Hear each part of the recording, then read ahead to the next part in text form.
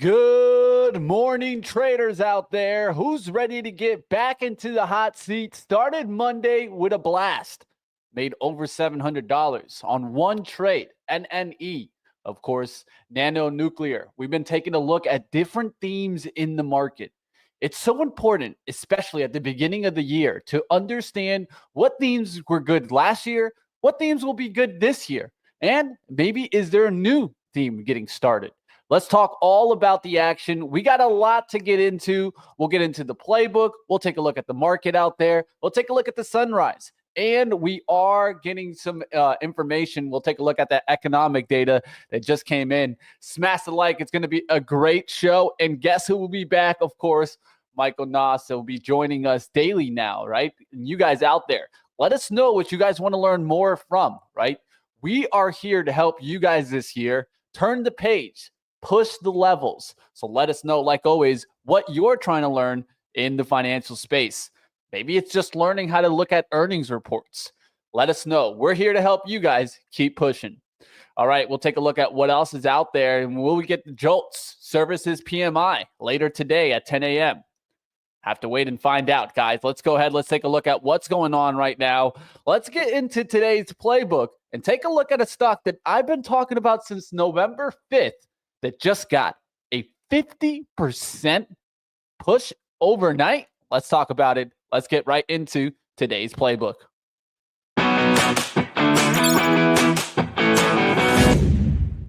All right, first up, we're going to take a look at the action that's going on right now. We'll take a look at AUR. And the reason why I want to take a look at this stock is because man, oh man, what a nice overnight lift, right? And this thing's already rocking and rolling. We'll see if we're able to go ahead and capture it in the intraday action. But good action to start it off today, guys. And this is all about news. And I always talk about this, that when you have smaller stocks and they make news with bigger stocks, that's exactly what you want to see. So take a look at the action here, guys. AUR, big move overnight, and this is one that I will still have on the playbook, looking for a long potential. Aurora surged 50% after announcing a large-scale driverless truck partnership with Nvidia, a stock market favorite, of course. And this is a classic perfect storm setup, a smaller stock riding the coattails of a powerhouse, right? Now, keep an eye on continuation plays fueled by this Nvidia momentum. And you can see we're right back there to 889. We'll see what happens here. Definitely need to see if we can continue this rally. And I'll be looking around to see what else I can get, right? I do have a position on this, guys. I'm down just about $40 here. I have a 901 position in the smaller account. So we'll see what happens there with AUR if we can continue this rally.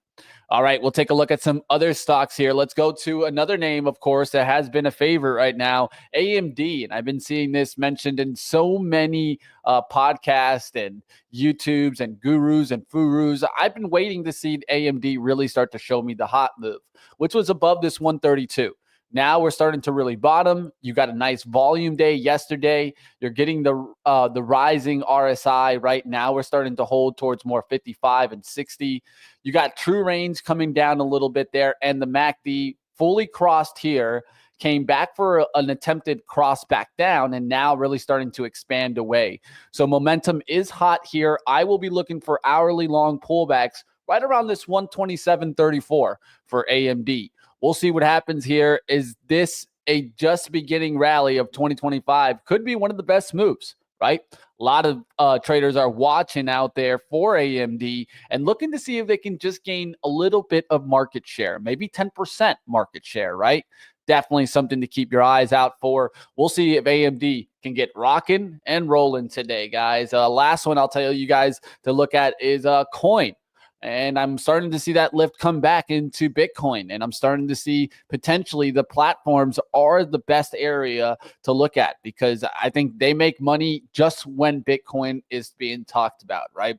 So I'll be looking to see if coin can come back through 300. It's at 283. Pullbacks could come back towards this 274.76. So keep that in mind. 9 EMA hold is what I'm looking for today.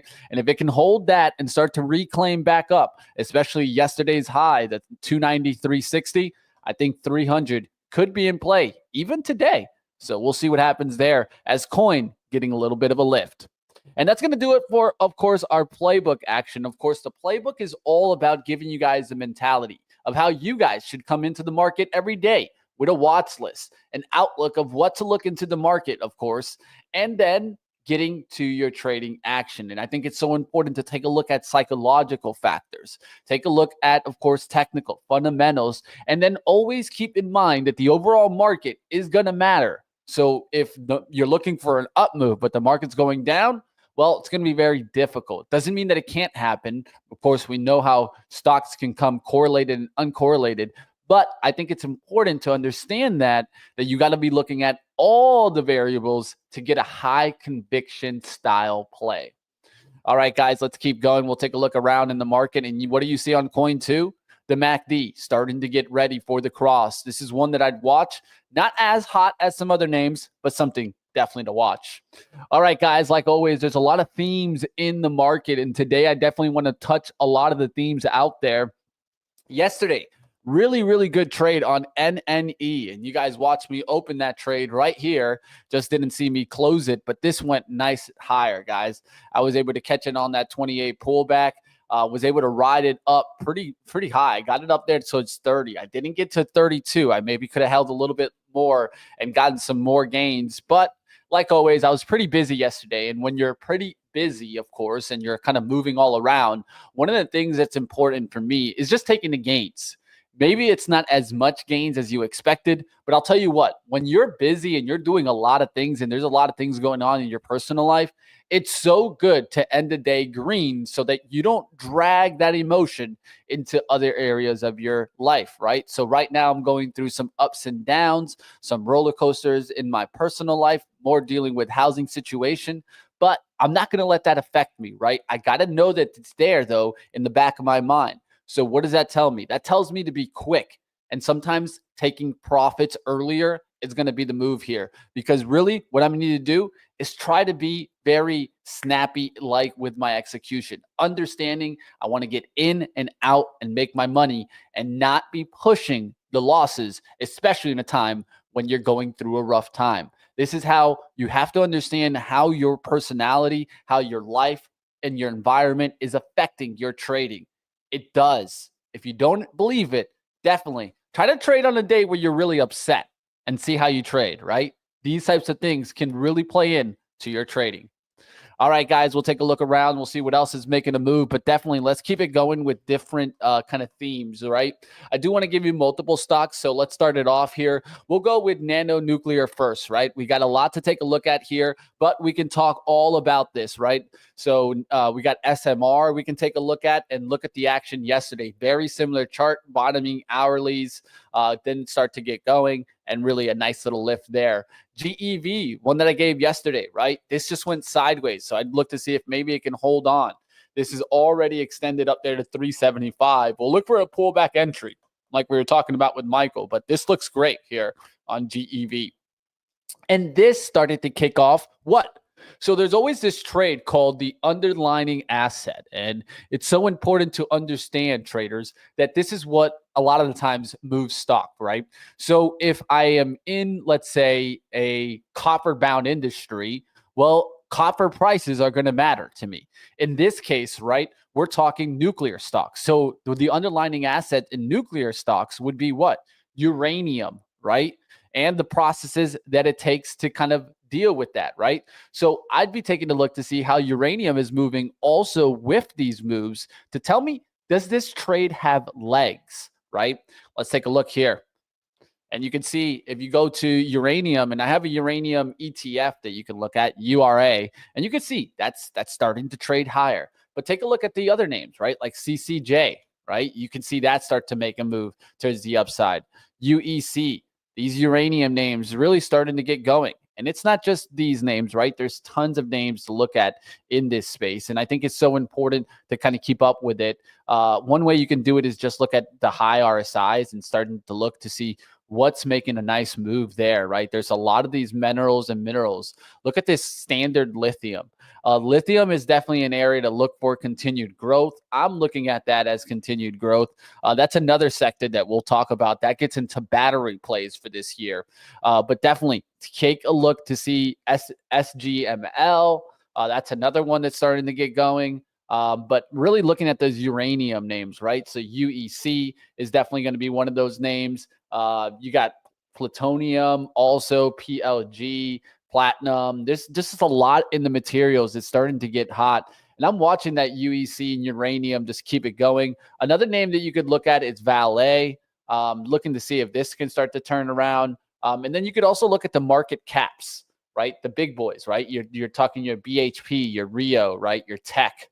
But CCJ gave me a good insight yesterday that we're starting to see a nice little move to the upside with uranium. So another way we can look at it is another theme, right? Let's go to another theme that I've been talking about, and that's what? Let's go into the overall EV basket, right? The first thing that I wanted to talk about, and we've already talked a little bit about it, is AUR and MBLY, of course, which is Mobileye. We talked about this yesterday, and we've been talking about this for a while. We created this gap to see if it closed on the 19th, and it's closed, guys. I mean, this is crazy to see that kind of get that nice little push. We'll look to see if these can continue to climb higher. AUR continuing to climb higher. And now I'm starting to see even other names like LIDAR, LIDR, get a little bit of a lift there. And you still got LAZR, right? Look at this Luminar Technologies. It's not just one name in this space in autonomous. There's plenty of names to take a look at, and they have partnerships with big boys. Like LAZR has a partnership with Nvidia also. So keep your eyes on the autonomous play. And then let's keep it going in the EV space. What about the battery plays? We've talked about this. QuantumScape. We talked about this yesterday. I talked about how we could see a move through the 636. That happened in the pre-market. It went all the way up at 687. It was a nice 9% day yesterday just alone on QuantumScape. So pretty good move there. Can't be mad at all about this. It's definitely hot right now. And you can see this in different battery players. And I think you got to continue to watch to see what happens here. But you are seeing a nice little move start off here with QuantumScape. And I think this could also go into lithium plays. So PLL is on the radar, right? This is a down pretty big. LAC, a lot of these starting to show some moves, right? So we are getting some lithium to really start to make the move. Now, the only question is, can it keep going, right? Lithium also has LIT, which is a global lithium ETF. So you can keep your eyes on that. And I'll be watching that to see if they can get moving. Lithium, battery plays. These are what needed, of course, for the EV move. We got more EV news that we'll talk about coming up. But also seeing, I saw Sony come out with an EV. That's crazy, man. But there's a lot to take a look at, right? We can keep it going in the themes. The quantum names kind of hanging out yesterday. They didn't really make that big breakout that I expected. They got a nice little push to 20. Now pulled back. They went down to 1693s. They did try to build. We'll see what happens. These are sideways, trying to distinguish if they're going to make another run. The only question is, when will they do it, right? Well, it's stuck in a nice symmetrical triangle here that I'd keep a watch on to see if it resolves in any direction. And what does it need to do? It needs to close in that direction. So maybe a close towards 20, right? 22. That's what we need to kind of start seeing on QUBT if it's going to make that next move, right? All right, we can take a look at different themes out there. And if you guys got a theme you guys want to take a look at, we can always take a look at it. RGTI, of course, some names on there. IonQ getting the nice little push. I saw Serve yesterday with the robotics game really making another move higher. This is now up to 23, guys. And look at this chart. It's made a crazy cut pattern. Now I'm going to start looking for a handle. A pullback to the 9 EMA makes sense here, back towards 19. So if anything, I'm not feeling so positive about Serve today. Even though it's up, I feel like the pattern tells me that it's about to do a pullback and try to make a little bit of a handle approach. We'll see what happens there in Serve. But Rich Tech Robotics didn't go anywhere yesterday. Maybe this one can hold on today and get a little bounce off the 350. But definitely the robotic stocks making some moves. Let's see if they can continue moving in that theme. There's more themes out there. Of course, yesterday we were talking about would Micron close the gap, and look at the action that happened yesterday. It's closed, guys, in 2 days, right? It didn't happen just yesterday, but look how that gap closed back. And this is why it's so important to try to play sometimes some gaps, because look at that. That's a really nice play there from 91 up there to 103. I hope somebody was able to nail that Micron.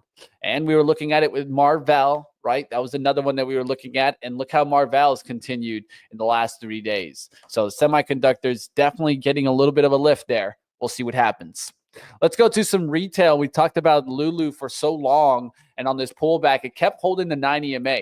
I even drew the retracement, right? Could it hold that retracement and start to push right back up? Well, you're getting a nice move back through the 400, and I saw a nice little kind of guidance raised by Ulta. We'll talk a little bit about that coming up here in our sunrise report, but definitely smash the like for that, guys. It's 8:52. We'll get to the sunrise. We'll get to some other themes out there. There's so much to talk about. You guys out there, smash the like. We got more to get into. Let's kick things off with the sunrise report and talk some more stocks.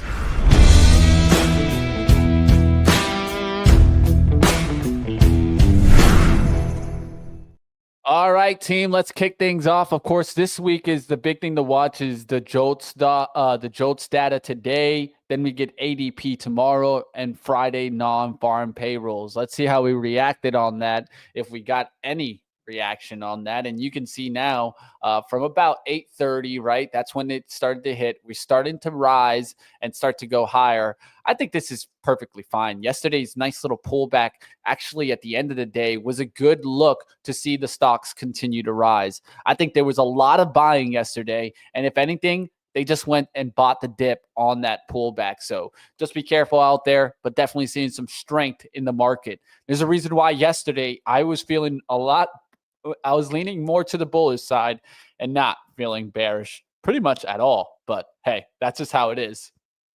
I know a lot of people are feeling bearish in a time like this. All right, we'll keep it going, guys. Let's take a look into the sunrise report, see what else is on here. Today, of course, is going to be all the talk about Nvidia. And like I talked about yesterday, and like we talked about just a couple of weeks ago, I thought the selling was done in Nvidia and that Nvidia was going to start rocking and rolling again towards the beginning part of the year. And there it is, right back towards the highs. The profit taking happened. The repositioning established itself, and now you're going higher. Now you need to look for some pullback opportunities if you're trying to play Nvidia. I personally don't like this play. I don't think it has that much upside.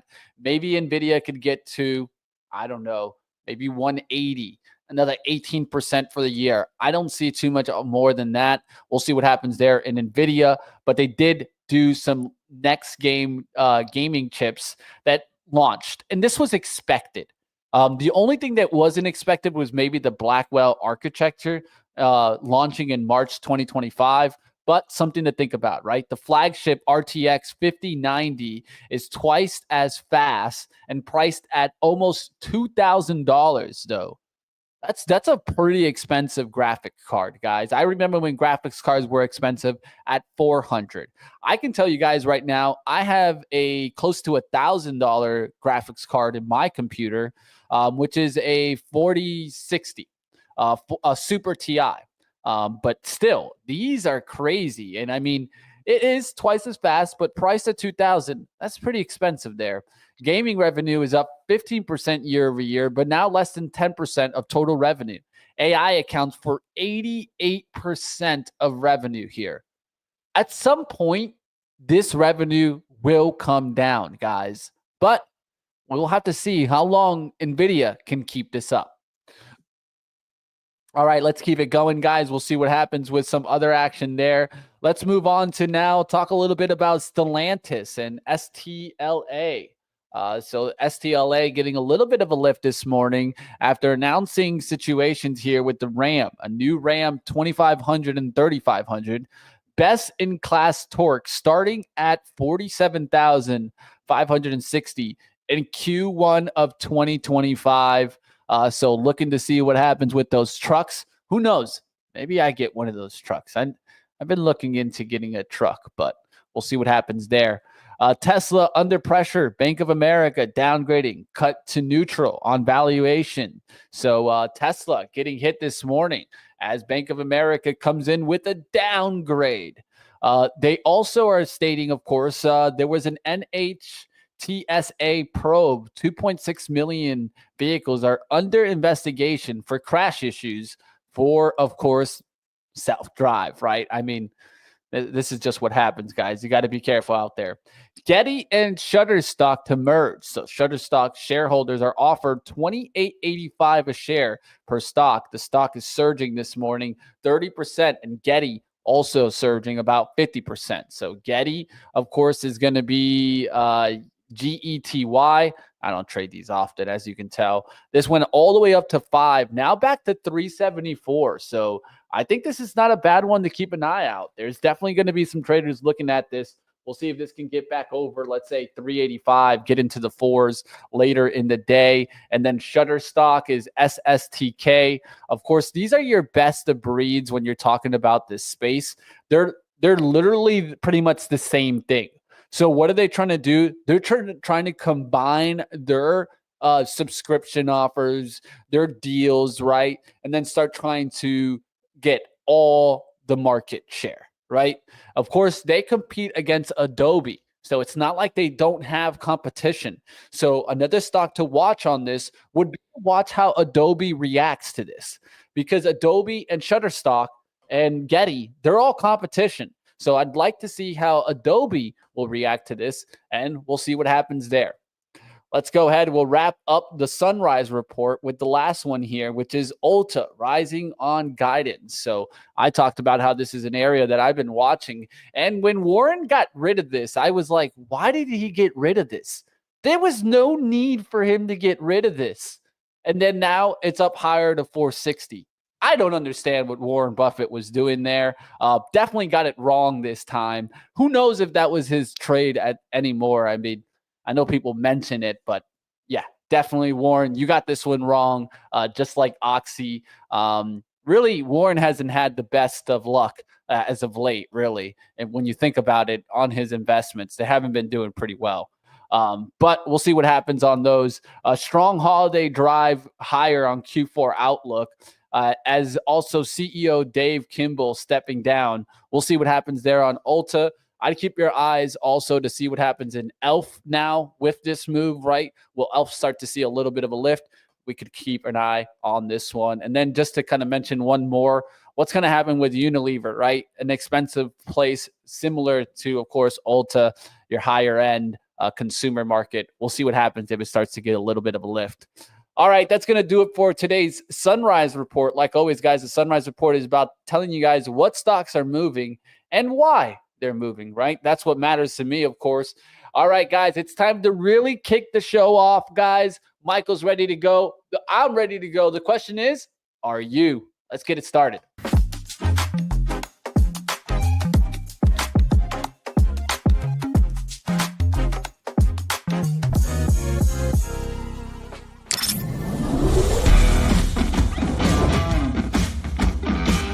Wants 200, baby. You ready to get back to the trading action? You aim, you shoot, and make money. It's going to be a great day. You guys know where you're at. All right, traders, let's go ahead. Let's bring on the man, Michael Noss. And how we doing, man? It's good to see you back in the house. I know I'm doing fantastic this morning. It's a lot moving as I'm looking at some things here. So was watching your Sunrise report. You had a lot going on there. We got CES, we got Nvidia, we've got metals going crazy. So I think it's going to be an interesting day. Yeah, I talk about it all the time. I love to know the themes out there. And right now, there is so many, right? I mean, so many different pockets of trades out there. And this is why sometimes it's important to kind of hone in on some of those, right? Because if you try to know it all, it's very difficult, right? I try to hone in on that and talk about everything underneath the sun. But I can tell you that's just from experience and trying to keep up with everything. Also knowing some good traders around you, right? Because that's going to keep it going. You might catch a comment here and there, and then it expands into something bigger. So that's why it's so important to have some good traders that you guys keep up with. Like always, you guys can follow us out on X, Twitter, whatever you want to call it nowadays. But let's get to the action, Michael. Let's take a look at what you're looking at in the market today. I've already taken a look at what I'm seeing out there, but let's go ahead. Let's see what you're seeing, my friend. It's good to see you today. Let me see if I can. Boom. Look, I'm an expert already. Yeah, so this is usually where I like to start my day. It's just a heat map of what's moving. The bigger and the more green it is, the more up from yesterday's close we are. And the more red is the more down, with blue being nothing's really happening. So we can get a pretty good theme if you just look at a couple of the top ones, right? GDX, silver, gold, copper, steel, right? You don't have to be a CMT or a crazy person to figure out there's some sort of theme going on here with metals, right? So that's one place that I think we take a look at this morning, Mitch, is in the metal space, right? We have uranium, we have XME, which is metals and mining. So a lot going on there. And then down at the bottom, we want to look at what's going down. Not a whole lot. Bitcoin's down 1.5%. That's nothing. It's 5 minutes of movement for Bitcoin. UNG down a little bit. Don't like to see that. I bought some yesterday, but again, UNG being down 3%, crazy enough, isn't much for it either. So a lot that's up, mostly seeing in the metal space. Semiconductors doing a little bit, and I want to go over that just a brief bit because I actually just wrote a piece. I put it in our little WhatsApp there for Investopedia yesterday about this breakout. And you can see this wedge has been going on for ages in semis. People trying to, guess the direction and just getting chopped up one way or another as we just got tight. And then this started July 2024. So it's been a long time. It's frustrating for a lot of investors in semis. Broke out yesterday, closed fairly strong, a little bit of a wick, but closed fairly strong. So far today, we seem to be challenging that. And, with Nvidia being king, we got to watch that. But do you know, is it today that he's speaking at Jensen speaking at CES, or is it just sometime this week? I don't know. I think he has a keynote. I think the presentation was yesterday. There was a presentation yesterday, so that was they kind of helped out, and that's what released also the gaming chip talk. What was talked about often was the companies in the presentation. So there was a presentation, of course. They talked about a lot of different companies. So you guys might want to take a look at some of those companies. They could be getting a lift today. Especially smaller names. That's how the quantum names got moving in the first place. If you guys don't remember, there was a presentation that was done, and it was all based on a little bit of combination. It was based on how Nvidia works with Amazon on their kind of quantum computing and how that's set up in that partnership. And in that, you got Rigetti, you got QSI, you got QUBT that was mentioned, and that started the move all together, right? At least those names. So it's so important sometimes to catch smaller names that are mentioned with big boys, like we talked about earlier with AUR and how that's happening today, a 50% move. Mentioned Nvidia with autonomous. Yes, that's going to give you that type of lift, right? But it's so important, I think, when you can catch small names with big names, right? That's always something that has shown itself in the market. Like, let's say if a penny stock mentions that they're partnering with Apple, well, yeah, it's going to get a lift, right? And I think that things like that, for you newer traders, it's something to put into the back and be ready for the next time you see this happen. Yeah, so it's great to look at all of the components of a sector when it does that move, and then figure out which one you like the best. For me, I'm looking at Nvidia here. The black line I got on the screen, that's just all-time highs. So right now, the candle we're seeing, this is just the pre-market action, but we're challenging, right? We're challenging all-time highs. Generally not a bearish thing when a stock makes all-time highs, so we need to look at that. And if Nvidia is breaking out, then you can go wherever I think you want in the semiconductor space and take a look at those names. Maybe not Intel. Intel's never having a good time, but you can take a look at whatever on the cap scale. Man, I don't know, man. They tried to bring it back. Tried to make it sexy. It just can't be sexy, man. It's just can't get it going. Hitting those lows. Yeah, something happened. So yeah, I think semiconductor is interesting.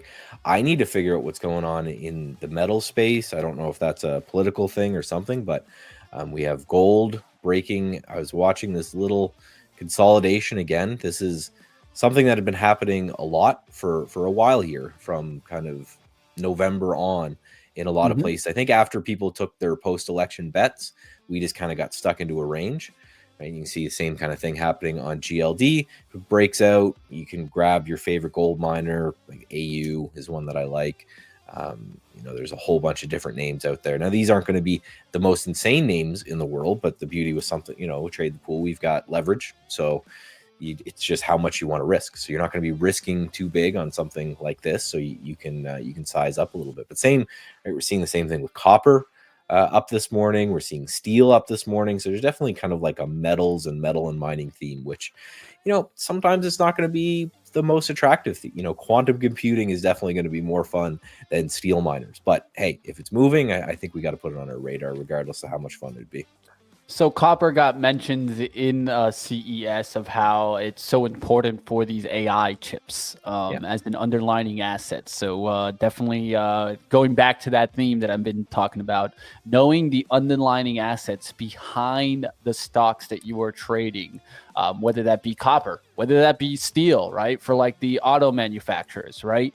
Things like this are how you can understand things better than most, right? I think it's so important to think about things like this. This is why I said yesterday, right, with that NNE move, would I see the uranium move also? Because that could give us conviction that this trade has legs, right? And so that's what I'll be watching. I cashed a pretty good amount yesterday on that trade on NNE. Was able to close it around midday for a nice $700 gain, but that's not a bad trade at all. And I'll be watching to see if that space can continue. Right, we'll see what happens with there. Yeah, it's you know, for I've got all my algos and everything lined up, but you're 100% right. They in the fund space, they usually just call it a second derivative play, right? And Warren Buffett was actually famous for that. And obviously, we're not trading like Warren Buffett, but he would do the same thing. Not yet, Michael, not yet. When wind was really taking off, he went and bought a whole bunch of railroads, and everyone thought he was insane. He's like, well, how else are you going to get these turbines across country other than putting them on railroads? So yeah, sometimes think, you know, I think the biggest leader in the S&P 500, it was last year. Everyone, if I said, hey, what did the best in the S&P 500 2024? People would think, you know, SMCI or Nvidia or something like this. It was this VST, which they're a utility. It's the first time ever in history that a utility led the S&P 500. And it's just because you're right. It's that derivative play. They are a play off of AI. They don't make chips. They don't have an AI or anything like that. They just generate power. And AI needs a whole lot of power. So same with the uranium play. That's kind of what woke that up, is a lot of these big tech companies saying, hey, you know, we're not going to do solar or wind. It's not reliable enough. You need something with a little more juice. So we're going to do uranium. So yeah, we gotta keep an eye on these plays. So when it comes to something, you see something like a Fubo or whatever move, yeah, you can think, you know, is there a play that I can make there? But also start thinking, well, what else can I do, right? What else can I potentially grab that could be in sympathy to this? Because those trades get crowded. The first derivative trade, they get crowded really, really fast. Right? If this one move's happening, that's going to go really, really fast. So something like, okay, well, quantum computing, that's been there, right? Had a massive move. Is it done? I don't know, but it makes sense to sit and think about, okay, well, what could benefit or what could be hurt by quantum computing? I remember one of the best trades of the last couple of years has just been shorting Coca-Cola when everyone got big into Ozempic. McDonald's took a tumble there for a while. A lot of these things, and it's how the institutions think, right? They're not going to be chasing names that are already going. They're going to say, okay, maybe I missed that, but what else is going to be affected? I actually heard someone tried to tell me that. So this is the JETS ETF, which has just been, I've never seen airlines do something like this. And I had a friend of mine trying to convince me that this was an Ozempic play too, that if people are lighter, then it's going to be more profitable to run an airline. I'm like, you're stretching real hard there. That's for sure. Well, maybe the seats won't be as comfortable anymore. I'll tell you that much. Maybe they can make seats smaller. If people are smaller, maybe that's the play there, Michael. You can cram in some more people. Yeah. If you want to reach in this world, definitely you can reach. MSOS is kind of interesting. So the marijuana sector, I heard that there is some sort of Senate hearing or something that's starting sometime in Yes. January. Yes. So sometimes before those events, I think that's later in January, but quite often you'll have run-ups into events, and then when the event occurs, it turns into a sell the news rally. So what's interesting, just from a technical point of view on MSOS, if we go to like a 30-minute chart or something that's turned off pre-market, so you look at this in the 30-minute chart, that's a pretty kind of bull flag look there, right? You had a big push up from $3.50 up to $4, and then we've just slowly been consolidating and pulling back here. So we're up to kind of $3.94, which is around here. I'm going to set an alert. I'm going to watch this thing at $4, right? I think if MSOS gets through $4, could be an interesting little swing trade, right? You buy it at 4, you're wrong at 385, so you're not risking too much. If MSOS gets wild and even just goes to challenge the gap in a couple weeks from now, that's $6, right? So that's a 50% gain. So these are the kind of plays I look for. Is, again, what's the good risk reward? I think it might be setting up here. Again, it might be a rally into the event, a sell after the event, that type of thing. Yeah, so that's one thing that's really standing out to me, because again, if I go to my heat map, it's pretty much all metals, and then we've just got the marijuana sector just hanging out there. Yeah, I think one of the things with the marijuana sector is, and I'm still waiting for it, right? I'm still waiting for the day that we start to mention stocks going to the big exchanges, right? They still can't go to the exchanges. I think that's the only thing I think holding back the money in this space, really. And I think that once we start to see that, we can keep looking into cannabis. And I was able to ride cannabis in the early part of the year with all the kind of Schedule 3 conversation, right? But as soon as that was done, that was the biggest buy the rumors, sell the news event that I've seen in a long time, right? If you look at as soon as that was done, it was just disaster in these cannabis stocks. And a lot of these are in the OTC, right? And also what affected it is there's a leader, Trulieve, right? Trulieve is one of the best cannabis players. It's actually one of the biggest in Florida and Pennsylvania. And then when Florida did not vote to legalize cannabis on the recent election, they really got stomped. And that's TCNNF. So Trulieve is TCNNF, yeah. And so that one's now down to 532 when this thing was up there in the beginning part of the year, looking like it was about to break out to 15s and 20s. And there was even analysts starting to put out $30 price targets, and they definitely got stomped on. So it's hard to ride that cannabis. I think one of the things, if you're going to play this, is there's two ways, either very long-term or quick trades. But like you mentioned, right now they're hot. So maybe it's time for the quick trade. Yeah, and I think that's just it. I don't think, you're going to marry these names. I think, I've heard a lot of people say, hey, it's just a bad business, right? It's just not a good, same with the crypto miners. People keep waiting for the crypto miners to go. As someone who worked for a crypto miner, which is a story I could get into later, for many years, it's a bad business. It's capital intensive, it's energy intensive. It's bad business, but it doesn't mean you can't take quick hits on them as kind of leveraged crypto plays. And it's kind of the same thing when it comes to this particular idea I have on this sector. I'm not expecting MSOS to get anywhere near all-time highs or anywhere near, definitely not up to $50. But right, I look at it and I say, okay, well, if I'm getting in at 4 and my stop's at 385, I'm risking 15 cents. If I could get a bucket of that, that's a 4 times risk reward. If I get $2 out of that, that's an 8 times risk reward. I'd take those all day long. Now, for those who want to go crazy, there is MSOX.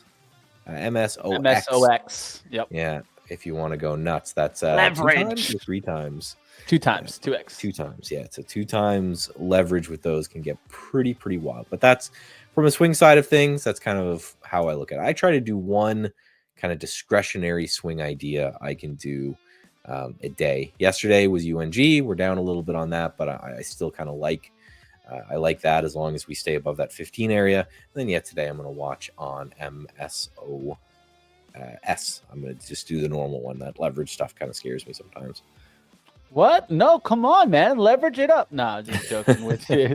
I'm with you on that, man. Yeah, 0 DT on MSOX. Just go crazy, right? I mean, that's the way people play that a lot, right? And that's another way to take a look at it today, right? Maybe taking a look at the open interest to see how much those contracts are trading, right? Mhm. Because that could be really good insight on a momentum play, right? And I'm not the biggest like option kind of guy, but I always mention that because I think it's important to know, right? And important to take a look at. Let's go ahead. Let's bring on my man Steve Juicy Trays that will be hanging out with us today. Michael, I think you're gonna really like this guy, man. I don't know if you've heard of Steve before or been able to see him trade, but I think something tells me that you two are gonna click very well. So it's good to see you on today. How we doing, Steve? You doing good? Doing great. Thanks for having me, guys. Yeah, definitely. It's good to get it going here. We'll definitely take a look to see what's going on in the market right now. But definitely seeing some stocks that Michael's bringing up. Keep rolling, Michael. We're almost to the open, guys. It's 9:18. Yeah, I got the algos loaded up, so they'll start spitting stuff out whenever time comes there. But yeah, the other sector that was interesting to me, I thought we'd dive into because I know you like, is uranium. You can see up there, ranked number 5 or 6 on what's moving on the open. And with uranium, you got to look at another ETF that's interesting, which is NLR. So this kind of has your bigger uranium plays. It has your CEGs, your CCJs, all those guys. It's got some of your smaller uranium plays, your SMRs, your NNEs, that kind of stuff. Again, from a swing trader, a long-term trader, this is probably it's a decent way to express that. If you like the uranium plays, if the more speculative ones, I know you were trading. NNE, not a lot of pre-market action. SMR is another one, looking a little bit better, right? Holding at a decent area of support, that kind of 16, 17 bucks. Now we're up to 23. Do we challenge all-time highs? I don't know. Right? It's one of those. It could. We're definitely above the anchored view app from there. There's a lot going on. So those are other names that I think we keep an eye on, just looking for that relative strength. OKLO is another, I think. Yeah, a couple of these names. That is all-time highs. So that might be a good one. Yeah, that definitely is a good one. The one that I love trading is CCJ. At least I've traded it in the past. I can tell you, at least from my trading action in it, it has a tendency of doing nice patterns, nice hourly long pullbacks, 15-minute long pullbacks. And we can see that setup pretty much setting up already today, getting that pullback on CCJ. So I'd like to see it maybe come back to yesterday's low action, 53.95. Maybe if it can do a nice little red to green off the 54 action today, will be something to kind of take a look at. But definitely, it's an interesting space, and there's so many names in there. And thanks for that ETF, man. I love to hear those because I know a lot of them, but there's an insane amount of ETFs, right? It's ridiculous nowadays. But hey, when you find these new ones, it's one way to look at it, guys. If for some reason you're seeing, I can't trade CCJ, I'm struggling on that. I can't trade UCE, I'm struggling on that. Maybe at sometimes giving the attempt to the ETFs can help you get around some of the volatility and some of the other names, right? So just the way I'm thinking about it. Yeah, and it say you're really good. I know traders out there that are kind of complain all the time that they're really good at picking up a theme. Maybe they're not good at picking up the stock in the theme. This is just another way to do it, right? If you're like, I really think nuclear is going to be the next thing, but I don't want to. Either you build a basket yourself, you pick 4 or 5 names so you don't miss it. Same with the psychedelic sector. I know that's been hot over the last few days here. If you're like, hey, I think psychedelics are going to be the next thing for therapeutics or whatever, but I don't know whether I want to buy MindMed or CYBN or whatever these names are. There's an ETF for pretty much, I think I read a stat somewhere that there's more ETFs out there than individual stocks. So there's always some way that you can express a theme in something. And they're also really good hunting grounds. So say NLR just starts ripping and you don't know why, you can just you can go to any of their websites because they have to by law tell you everything that's in their ETF. And you can just go search through the components, right? And just say, okay, well, here's NLR. I can go look and you just go NLR holdings. Yeah. Right. And it'll be right number 1. You can say, okay, what do these guys hold? And maybe I'll look at the individual names from here because they've already done a lot of this research right here. So, right, it's CEG, important to have tools, right, that can help you with this. This is why you guys see me use my 1-pager on TC, right? Because right here I have it. I put NLR and then I have them all right here. Oh, that's all cool. the names. I don't have the actual percentage holdings because you know how that updates consistently. They would have to be literally going on to there all the time. But it'll have majority of the tickers that are a part of that ETF, and that helps me because then I'm looking at the ETF, and then I can put it by like maybe RSI, and then see, okay, well, we're looking at that NLR, right? And what are the strongest names? There's EU, CEG, LEU, right? SMR, right? And that can tell me that, hey, maybe we stay with the strength, right? Maybe we stay with the strongest names, because I know that sometimes isn't the best strategy, but in moments of momentum, you want to be with strong names. That's the way I think about it. Would you say the same, Michael? Oh, absolutely. I'm a massive relative strength guy. I could quote probably 15 studies, especially for my longer term trading, just showing that buying the strongest names generally does pretty well. Buying the weaker ones that are hitting new 52-week lows, you're generally going to have a bad time. So yeah, if you like a theme, you can either grab the ETF, you can grab a basket of your own underlying names, or yeah, like Mitch was saying, just look to see which one's strongest, right? So PSIL I was talking about there, I did some research because I saw that popping up on the scan. Looks like MindMed, right, is the strongest of the name, because I was looking at the other one, CYBN, right? Yeah, it's still popping up, but closer to lows. So you can do that as well. You know, if you don't want to trade the ETF and you want to get the action, because basically what you're doing when you're trading ETF is you're just diversifying risk, right? You're basically saying if psychedelics are hot, PSIL, maybe it doubles, maybe it triples. If I pick the name that's going to be the psychedelic leader, maybe I'm going to get a 10x. But it's a lot harder to do that. So what you're doing is you're trading that risk reward. If I own the ETF, then I know that if the theme works, then I'll work as well. The other thing is you got to sometimes, like, I don't know if there's a quantum computing ETF, but there might be. And that might be the way to look at it as well, right? If you don't know what these individual names are going to do, but also you could do it for health, right? So if I'm trading MindMed, I don't, it's probably not a good trading vehicle. I don't know how much volume it does. I haven't looked at that. But if I'm trading MindMed intraday, well, I probably want to have PSIL open in another chart window on another screen somewhere, just to make sure that that's moving with it, because I don't want to be owning the only part of an ETF that's actually moving. I want to make sure I'm with a group that everybody's moving with me. If MindMed's ripping and what's Cybin, there's like there's like 4 or 5 of them. That drug company I know is one. DRUG. If none of these are moving, then I got to worry. I say, okay, either, right, MindMed is onto something, or, you know, maybe it's just a short covering rally, a short squeeze, something like that going on. So yeah, understanding these dynamics, I think, is a really big deal. As ETFs get more and more popular, I could see myself just trading them almost exclusively, because you could find an ETF for everything. They're usually pretty decently liquid. Because there's a lot of market making action going in them. You can express pretty much any theme that you want by finding the right ETF for it. Yeah, and one of the advantages that we have here on Trade the Pool, right? You're not going to have to worry about no expense ratios or anything like that. You just go trade them, man. And if anything, that's going to help you with the volatility. All right, going to kick it over a little bit to Steve and see what you're looking at, Steve. What are you looking at this morning, my friend? How's it going? It's going great. Let me pull up my charts and I'll show you what I got cooking here. In general, I'm seeing a lot of really bullish setups on the weekly charts that are just kind of waiting to go. So let me show you what I'm talking about here. All right, looking forward to it. Let's get it. I'll put you up right now. Awesome. So Hood is a really good example, I think, here of some of these kind of higher beta tech stocks that seem to be setting up for the next leg here. As we can see, we got a nice weekly consolidation. Been about a month or so since it's really broken above this, and it's really cooking on the daily here. We're getting a third knock of this big level. It's something I want to watch because I'm seeing a lot of similarities in names like Hood and the previous rip on Palantir, where you got these massive ramp ups to the IPO levels, and they really just didn't slow down. So I'm thinking that we're somewhere in this kind of zone on Hood compared to these Palantir charts, where they could easily double pretty quickly if we get the extension push.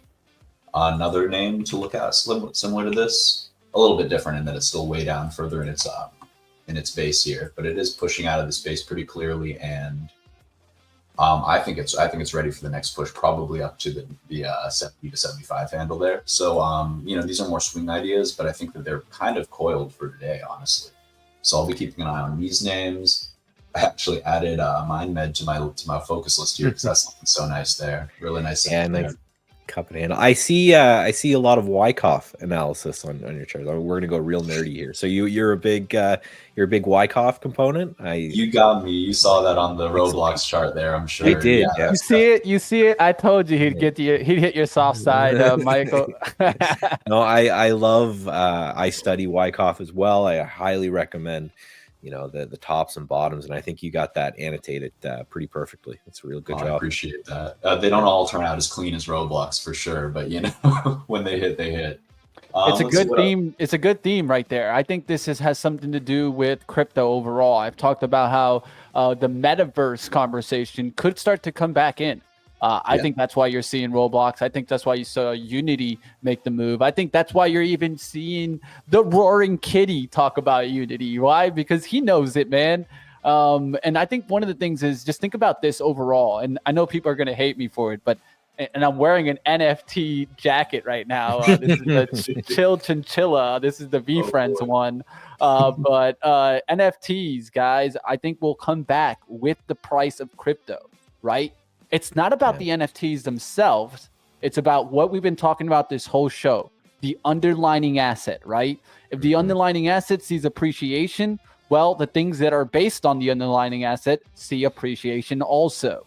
So the software, the gains behind this, and everyone has been building in that space, thinking, when's the next wave so that we can start to come out with different products that can include that ecosystem and create what everyone wants, which is kind of gaming patterns where let's say I could have my own avatar play Call of Duty and look like the same guy that I have in Roblox and move them into different ecosystems. This is futuristic thinking, but I think it's so important to know and think about themes. So appreciate you bringing that one up, Steve. It's a good one. Yeah, and I like, and I'd be interested to see from a Wyckoff, as a Wyckoff guy too. I own a fair amount, and I'm looking for a break of 86 of Mana. So the cryptocurrency, so Decentraland, which is Mana USD, That's MANA. Love to hear it, man. Love to hear that. I was looking, for a long time, I was trying to buy property in the metaverse. You're trying to buy some Decentraland. Yeah, man. It's starting to look a little bit, and I think that kind of 85 area, that's where I'm really gonna kind of get involved. But it's starting to look a little bottomy to me. I love these. I love these charts. Honestly, I'm a bottom feeder by nature. So when I see a stage 1 base forming, it really piques my interest. And especially when you got that power surge, the nice volume spike up there to test this. I've been hurt before on ones like Roblox and Square, those type of names where they just keep bopping up against the stage 2 level here, and they really need to kind of cook that maybe 3, 4, 5 times. Or you get the XBI type setups where they just never break for you. One of these. So it's something that I definitely like to keep an eye on. And these crypto, why do I keep going to Mana or Nano? These crypto names can overshoot so severely when they break out of these stage 2s. So I think you're dead on to just keep watching this 85 level there.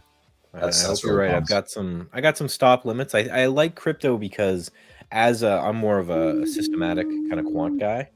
I like that I can just set out these orders and they'll work, right? So I've got an order out there. If it triggers, it triggers. If it doesn't, it doesn't, right? It just kind of exists because knowing me, it's going to happen while I'm sleeping, right? Absolutely. And just one thing to note, I'm a little bit of a Wyckoff trader. I love my fibs though. And man, when you just get these big parabolic moves and they just come back into this golden pocket between that 618 fib and the 786 fib or so, it's just money. So often you'll get a retrace into there, and then lo and behold, it's setting up, ramping nicely, or flagging nicely here, and now cooking the equilibrium here. So to me, what this says is, okay, it overshot. Smart participants are waiting for it to become discounted in the current range, right, under the 50%. And and it gets pretty deep like this. Risk reward is setting up really nicely. So that might be where I would throw some of those limit orders down in that pocket, just in general on charts. Not sure this one will ever come back, but yeah, we're gonna nerd out together for sure. I told you, Michael. I told you, my friend. You're right. Looks like we got a market open here. It snuck up on me. Well, this will make things a little bit better here, you guys. I'll take the wheel here. AUR in the green, baby. Let's go. Cashing, baby. Cashing here, man. Cashing it, dude. This is looking pretty good here, guys. I'm already bringing the stop loss up to 950, securing 150. It's a 200. This is the small limited account. So not bad cash on this, guys. It's already up to 973, almost 980s. I'm pulling it up now to about $200 here. Just want to take the $200 and run if it pulls back here. But looking to see if it can get to 10. If it gets to 10, I'll just take the money and run. Can't be mad about that. This is what I mean by ladder approach. I talked about that. I wanted to show Michael this also. So that this is what I mean by the ladder approach, guys. So I do this all the time. I'll bring my screen up to show you guys it. So you see the stop loss. I moved it up already to 964 and I have the target profit up there by 999. So as the stock pushes and pushes, I can just raise the stop loss up and push the target profit. So pretty much creating like a ladder in between, and whichever one hits, I take the money and run. Right. And nothing wrong with that. I think that's the way that I really like to trade, especially with Trade the Pool. It helps me not have to worry so much about the order entry form and selecting 955 as my limit there and then being slow to the execution, especially when I'm at the point where I want to take profits. Right. I don't necessarily do this for entries, but more for exits to understand there. And right there. Throwback look now right to the trend line. I already had this drawn up. I could get right back in it here. This was the kind of trend line that I was looking in the pre-mark. It could reload here around the 9. We'll see if it reloads and gets back through 10. But good, quick trade here. Just wanted to show you guys it. Let's keep it going, guys. Really quick, Mitch. I did take a starter on Hood at 42. Good. All right. 42.80. I got a little piece. I'm expecting some shake and bake, so I didn't want to overcommit or anything. What I'm really looking for is the break of this pre-market high. I think that'll be a really good sign to really get cooking, but I want to see a strong response back at this 42.70 area. If we go around there, 42.50, I'm going to look for look for some strength there, but I'd like to see, basically a catch in that kind of zone. Just real quick there. It might have been a bit of a gun jump as I'm looking at it now with the Qs, but we're gonna see how that plays out.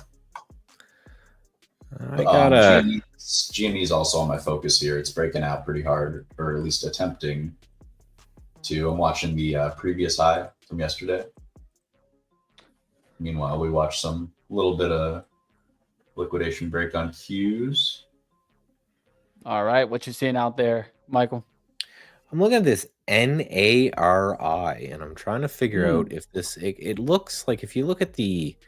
Let's go to the pre-market action. Look at the pre-market action. It looks like a buyout. So I'm looking, but I don't see any news. I see Archer pop. Oh yeah, Skylar to buy Inari in $5 billion. Never mind. So yeah, that popped through one of my algos, but that's just a buyout. So that happened overnight. So yeah, there's nothing really to do there. So never mind. Sometimes you look at something and you just, if you ever see, I guess that's a good tip for everyone. If you ever see price action this tight, probably a buyout. It's, it's one of those things. It closed yesterday at 47 or so. And then, opens today at double that and then just not moving. So that's looks like it's just a buyout on that name. Other than that, not a lot going through. Just the fractal nature on those buyout charts. On the daily charts, they'll do the exact same thing. Just, always the same. I hope somebody caught that that Fubo yesterday, man. That thing kept going yesterday. It's looking strong today. I'm seeing AUR did do that nice little throwback look off the 920s, already back up there to 960. We'll see if it goes through 10. Q's pulling back out the gates. SPY pulling back out the gates. If I look at the sectors, just overall, really quickly for you guys, the only thing from the red, from the open, of course, that's what I always refer to as technology. Everything else green from the open, led by real estate, utilities, and defensive. Yeah, this REKR, I think, is one that you were talking about. This Rexar, is it? Recor Systems. I don't know. This one came through from the pullback scanner here, saying, hey, this might be an interesting place to pick it up, kind of in the middle of yesterday's range here. So I'm just watching this for the first, take the pre-market off here. So I'm just watching this for the first little bit, see if we hold on here or bleed lower. It's got this support at kind of 225 from yesterday. So I'm watching this one closely. This is from, again, one of the algos that I'm running. It's a second day play. So it's looking for this big green candle that happened yesterday. And it's looking to see, you know, a pullback into that candle from today. If that pullback ends up holding, that's the area to punch in. The idea is that if it starts to get going, you get all the people that are kind of FOMOing in there. So that's the main thing that I'm watching here off the open. I think that was the only. SYPR is another one. I don't think that does a lot of volume though. Same kind of thing, right? Massive candle yesterday, pulling back a little bit today. This is from a long-term point of view. Big pullback, Q's dropping fast, SPY dropping fast. Just want to note that, but it's kind of interesting to see the stocks that are up right here. So that's what I'll definitely point to. Definitely take a look to see it, but we're seeing some big downside action out here, and it's mainly led with technology going red. Other than that, I'm seeing industrials pushing here, and a lot of other places not looking too bad. Financials is another area that to keep an eye out. I'm just taking a look to see if JPM can get hot today. Something tells me keep my eyes on financials overall. XLF, I'm looking to see if it starts to get going above the 49s. We'll see what happens there. This is a trend that I'm looking at to keep in mind, right? Because one of the things is the banks did really well when Trump first got mentioned. They went kind of dull in December. I'm looking to see if they get hot again. Yeah, I like that that play you're looking at, XLF, right? It opened up. It's just kind of been basing sideways ever since it opened up. Go here, right? These are just the first 5 minutes with pre-market off, and I think is a pretty opening. Just a, you know, the question is the gap going to hold when something like this occurs, right? So what you just do is you mark, wait 15 minutes, mark the high and the low. If it looks like the low is holding, maybe you punch in. If it looks like the highs having, you know, if the high is going to break, maybe you punch in there. But you know, you know where your out is. If you bleed too far into the gap, I've noticed that usually you fill. I mean, if you know, if we get that bleed in, so I think it's, you just watch this maybe 48.50 or something like that. As long as we're above that, maybe you keep an eye on here. UNG, I'm still watching. Again, I bought some of this yesterday at 17. Full disclosure, and again, the idea for those who were here yesterday is just look at this 200-day moving average on UNG. Just resistance, resistance, resistance, like 7-8 times. It's absolutely crazy. Broke it, came back and tested it Friday. Looks like it's holding there as well. So if UNG can just kind of dig in here and keep going, then that's super interesting to me. So maybe if we start to get back through 17, maybe I add a little bit, but hard rule for me. You just don't add to losers. I think it was Paul Tudor Jones, you can see in like the documentaries, had like a sign behind him that just said losers add to losers. You know, so I just gotta, unless again, if it's part of your plan to scale in or something, I think that's fine. But for me, it's if I'm underwater on a trade, I'm not allowed to add money to it. Yeah, I think, you know, I fought myself with that for a long time. I think one of the things is you just have to establish how you're going to go about it, right? Yeah. One of the things is I say it's okay to stay small and then go for the home run once you start seeing the trade work for you. I think that's the hard part, right? Staying small if you are red, right? A lot of traders will start trying to get too big in the red, and that's where I think you're making the mistake, right? But if you wait to at least see the trade start coming back in your favor, there's a moment to add right around the break even, right? Where you're starting to kind of push above and maybe looking for small pullbacks there. NVAX, big rip out, guys. I'm just going to keep jumping in from time to time to tell you guys, hey, this stock is moving. Doesn't mean trade it, but I'm always going to tell you guys when I see something like this, right? Yeah. That's a trend, right? When you barely pull back to the 9 and you can't even get to the 9, yeah, that's pretty much a trend. It's just riding the top end Bollinger Band. NVAX, big move up there. Nari is still one to kind of keep an eye out. I don't see enough volume on that to really get that going. But just mentioning that, I saw Archer big early. It's back down to 12, was up there to 12.30. So that's going to make Joby also be moving. And then there's a couple more that you can move in that space. Of course, you're talking that I don't even know what to call it. Air mobility, you can call it, right? Blade is another one that trades in that space. We'll see what happens there. AUR pulled back, trying to reload off a 9. I might take another trade on this one. It's a nice little recovery after the washout on the 870 spot. We'll see if the Qs can kind of balance out, though. Qs really bad this morning. We'll see if there's some bounce back there. But of course, after a really strong tech day, this is how they do it a lot of the times. What I look at a lot when I see this, hourly supports. Where can the hourly supports start to hold? That's what I'll be watching. Yeah, still an inside day here. So I was going to say, I'm actually not hating the setup for the weekly candle that's playing out here too. I really love, oh, sorry, you can see me stopped out here of hood as well. I'm sure it'll turn around right now. But yeah, so let me pull up maybe an hourly chart and we'll pop it on hood just because. So yeah, I'm thinking that essentially if we are going to go for a bullish week, you'll often see, you can think of kind of the rule of thirds in the formation of a candle. So on a weekly candle, if you're going to end the week higher, oftentimes it will form that wick in the first Monday or Tuesday. And often you can kind of catch that reversal on a Tuesday morning if it's going to be a bullish week. So here we are Tuesday morning, about half an hour in. I'd love to see some strength coming in, like you're talking about, on an hourly support. So where could we be looking on indices?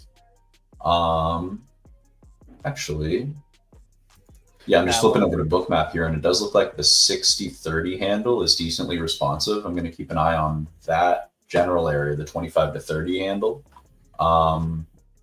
Maybe a back test of these hourly moving averages too, but I'm just kind of, I don't know. I'm seeing it cooking this breakout level. I'm seeing a potential for maybe a little dip back a little deeper this morning before we really push. But this is the hopeless optimist bear or bull in me, I should say. So we'll see how these actually play out.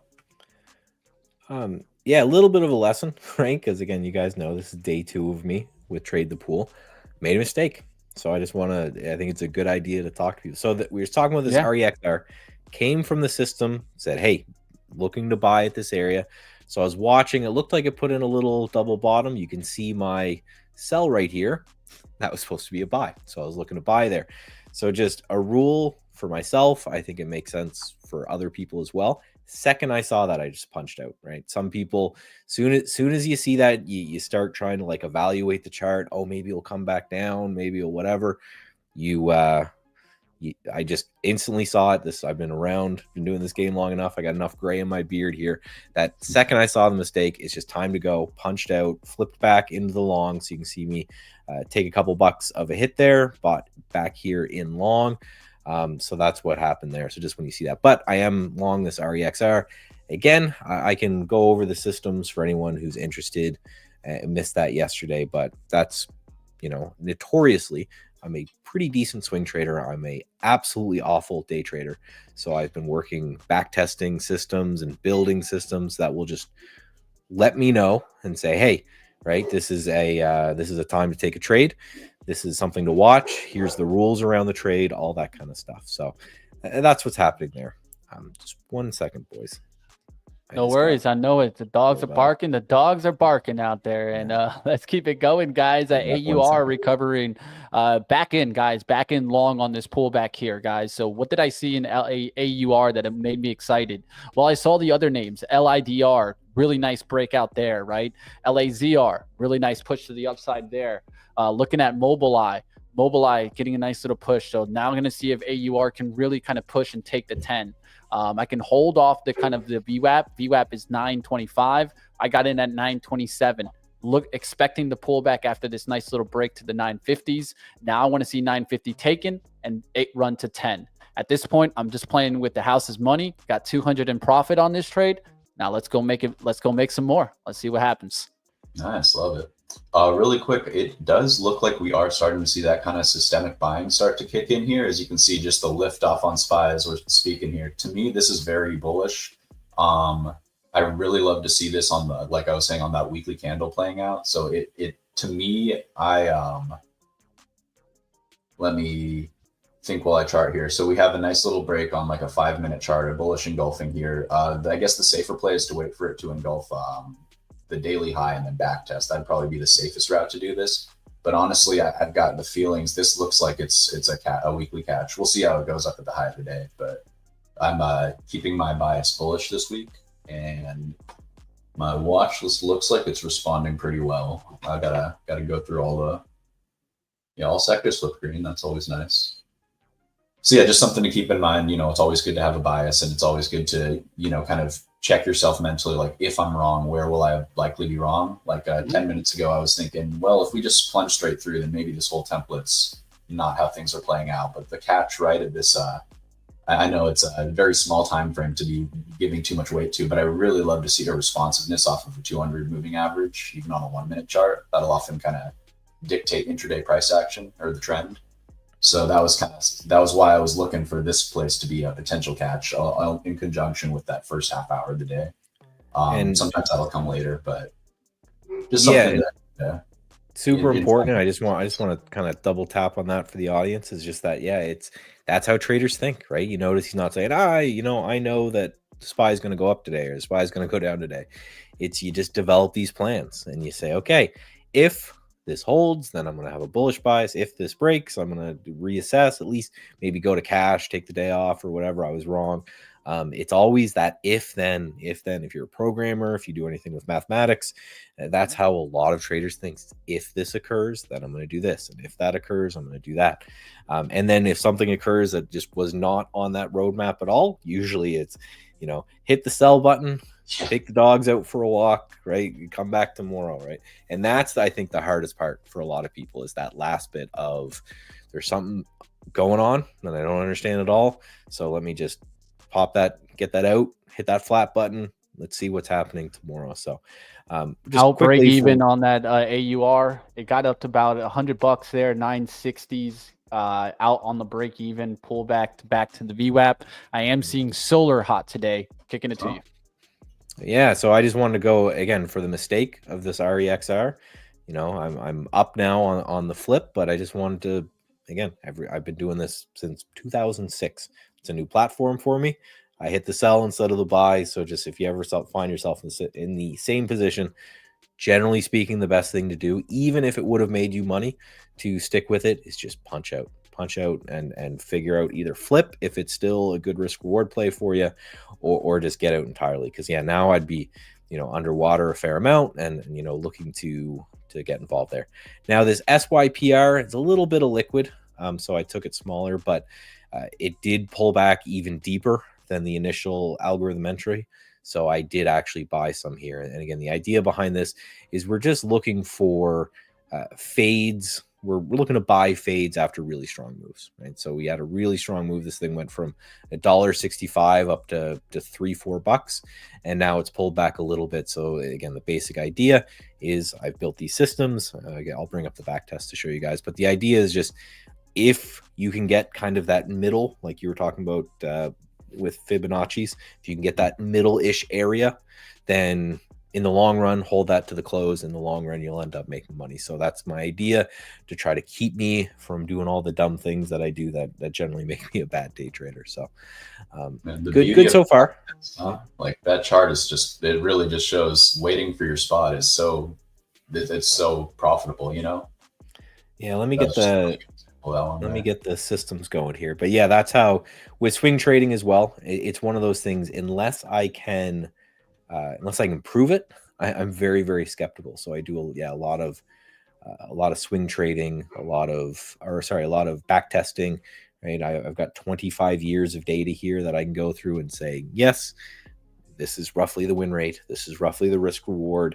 And whether you're, a big quant nerd like me and you do all that, or you take your own statistics. That's the other way that I think a lot of people, when they want to be professional traders, have to do it. If you're not someone who can do those back tests, right, you need to be able to go through and say, hey, I need to make sure that I am recording my own data so I can do back tests on kind of my own system. So Lurk just went through, scared the bejesus out of me on that MSOS we were talking about earlier today. Mitch broke through that $4 area. So what a candle there. I can see that. One thing that I will say, guys, healthcare up a full % from the open. A lot led by diagnostics research, biotech, and medical care companies. So if you're in those three industries, Those are looking pretty hot to the upside. NVAX, one of those names that I mentioned just a little while ago, continues to not even pull back. So that just tells us something. Moderna, also a name that's not pulling back, right? Just quick action to the upside. Seeing that action here, I'll show you guys that. And look at the strength there. Moderna, right? NVAX, right? And you take a look at healthcare overall. This is why I pay attention from the open. And it's so important. There you go. You see it. Yep. Nice little leading action there. And defensives up today tells me that we're seeing a little bit of that pullback. And what was weak yesterday? A little bit strong today. Utilities, right? So what was strong yesterday, weak today at the open. What was weak yesterday, strong today at the open. So let's see if that reverses right around 10 a.m. MindMed, we were talking about I'm kind of interested. I'll take it. Yeah, Well, of course, it's like ripping 15%. I like that you talked about P-Still and all of them. I know Dan Aarons, he runs MSOS and P-Still, and so we might have to bring him on, or maybe we go Doug Drysdale with that's Sybin's leader, cool. Right? And so we can get into that space. That space, I would love to see it get hot, right? I mean, if it gets hot, we'll definitely reach out to these guys. I know plenty of these guys. From the basic research I've done, I think the main difference between this and marijuana space is that the marijuana space, they just wanted to be retail. They just want, right? You can go to every street and buy whatever. Problem with that, the way, like a cigarette. Go to zero. Like a cigarette, right? That's the way it should be. Like a cigarette. Let's just be honest. So yeah, the margins, the problem with that from a business point of view, right? Your margins go to zero. If everyone can grow this thing in their backyard, it becomes real hard to make a profit. The psychedelic sector, they're trying to be healthcare replacements, right? They're thinking that they can, do a better job for depression and anxiety and all this. So they're trying to slot. They're slotting different. I think Nvidia is something we should keep an eye on today as well. Ooh, yeah, that's all the chips really look primed. Honestly, I mean, we're seeing TSM lead the pack. Crazy breakout there. I mean, you're flipping to AMD. I think that there's a lot of money to be made on AMD, and just in terms of the catch up, honestly. There is. I think you saw it, the load up before. We've talked about it. It was the load up was through this area, and it undercut a lot of traders. Now it's starting to get the move, and I'd look for undercuts on the hourly. It still didn't even go back down there. Maybe pre-market, kind of middle of the chart there, and start right back to 131. Keeping a watch on that one. I'd like to see TSM also, because that's one to kind of keep an eye out. I think it's harder than Nvidia comparable. If you're looking at the relative strength, TSM really hot. Absolutely. Will Intel have its day? What do you think, Steve? I know Intel, you're a bottom fisher. It's a quick trader, right? I mean, sorry, Michael, I missed that. What was that? Why you mentioned before that you love bottom fishing patterns. You got any interest in Intel? That's you want. You want a stinker, right? Not today, Sid. Not today. I don't know. Let's take a look. It's been a while since there's something to be said for these. I mean, this is a clear demand zone, right? We are getting play off of that still. It could potentially be a double bottom. Man, with these charts, they're so ugly. I just have to keep scrolling back, pulling back to the monthly now. Here we are in support. We took this major low before the major parabolic move. We swept it once, twice, 3 times. These are not bearish monthly like wicks. How are you feeling? It's so scary, but this is where it would start to get interesting, I suppose. This is going to be very untechnical of me right now, but you got to imagine the biggest, like most American, one of the original chip makers out there has to get some love at some point, right? It has to, at some point there's got to be someone. Like, does Nvidia just buy them? I can't imagine Intel, which is in probably, well, I'm a Mac guy, but most people who are watching this have some Intel chip inside their system. Basically runs Windows. You can't imagine this is going to go to zero. So it's got to either bounce at some point or get bought or something. I mean, Michael, I don't disagree, but I remember having this exact conversation up at 30, so that's the problem, right? And that's the beauty of something like a Wyckoff bottom, right? Is if you have the patience to wait for that kind of stage 1 accumulation. And You know, so maybe that's one thing where I know I it's- said I'm a bottom feeder, but at the same time, Y cup setups are so appealing to me because you don't need to catch the absolute low. Although catching a spring is beautiful when you do, but you can also wait for the consolidation to break at the top of the stage. The stage one base essentially. So honestly, Intel will look a lot better to me at 27 than it does right now at 20. I'll be honest. Yeah. That might be my own my own trading style or neuroses, but I do get a little bit worried. One stock which I was much more into the bottom type look. I did not hold on to this as well as I should. I got shaken out of half of my position down here, and I'm pretty sad. But just in terms of sorry for the chart gore here, as you can tell, this is a heavily traded one for me. But just in terms of trying to actually bottom tick, like it has to be pretty specific in what I'm looking for. For me, it was this weekly candle that held this low, that swept all of this liquidity out here, right at the kind of apex of this whatever you call it, consolidation pennant. And in conjunction with then they started just so this shakeout was actually their CEO, I believe,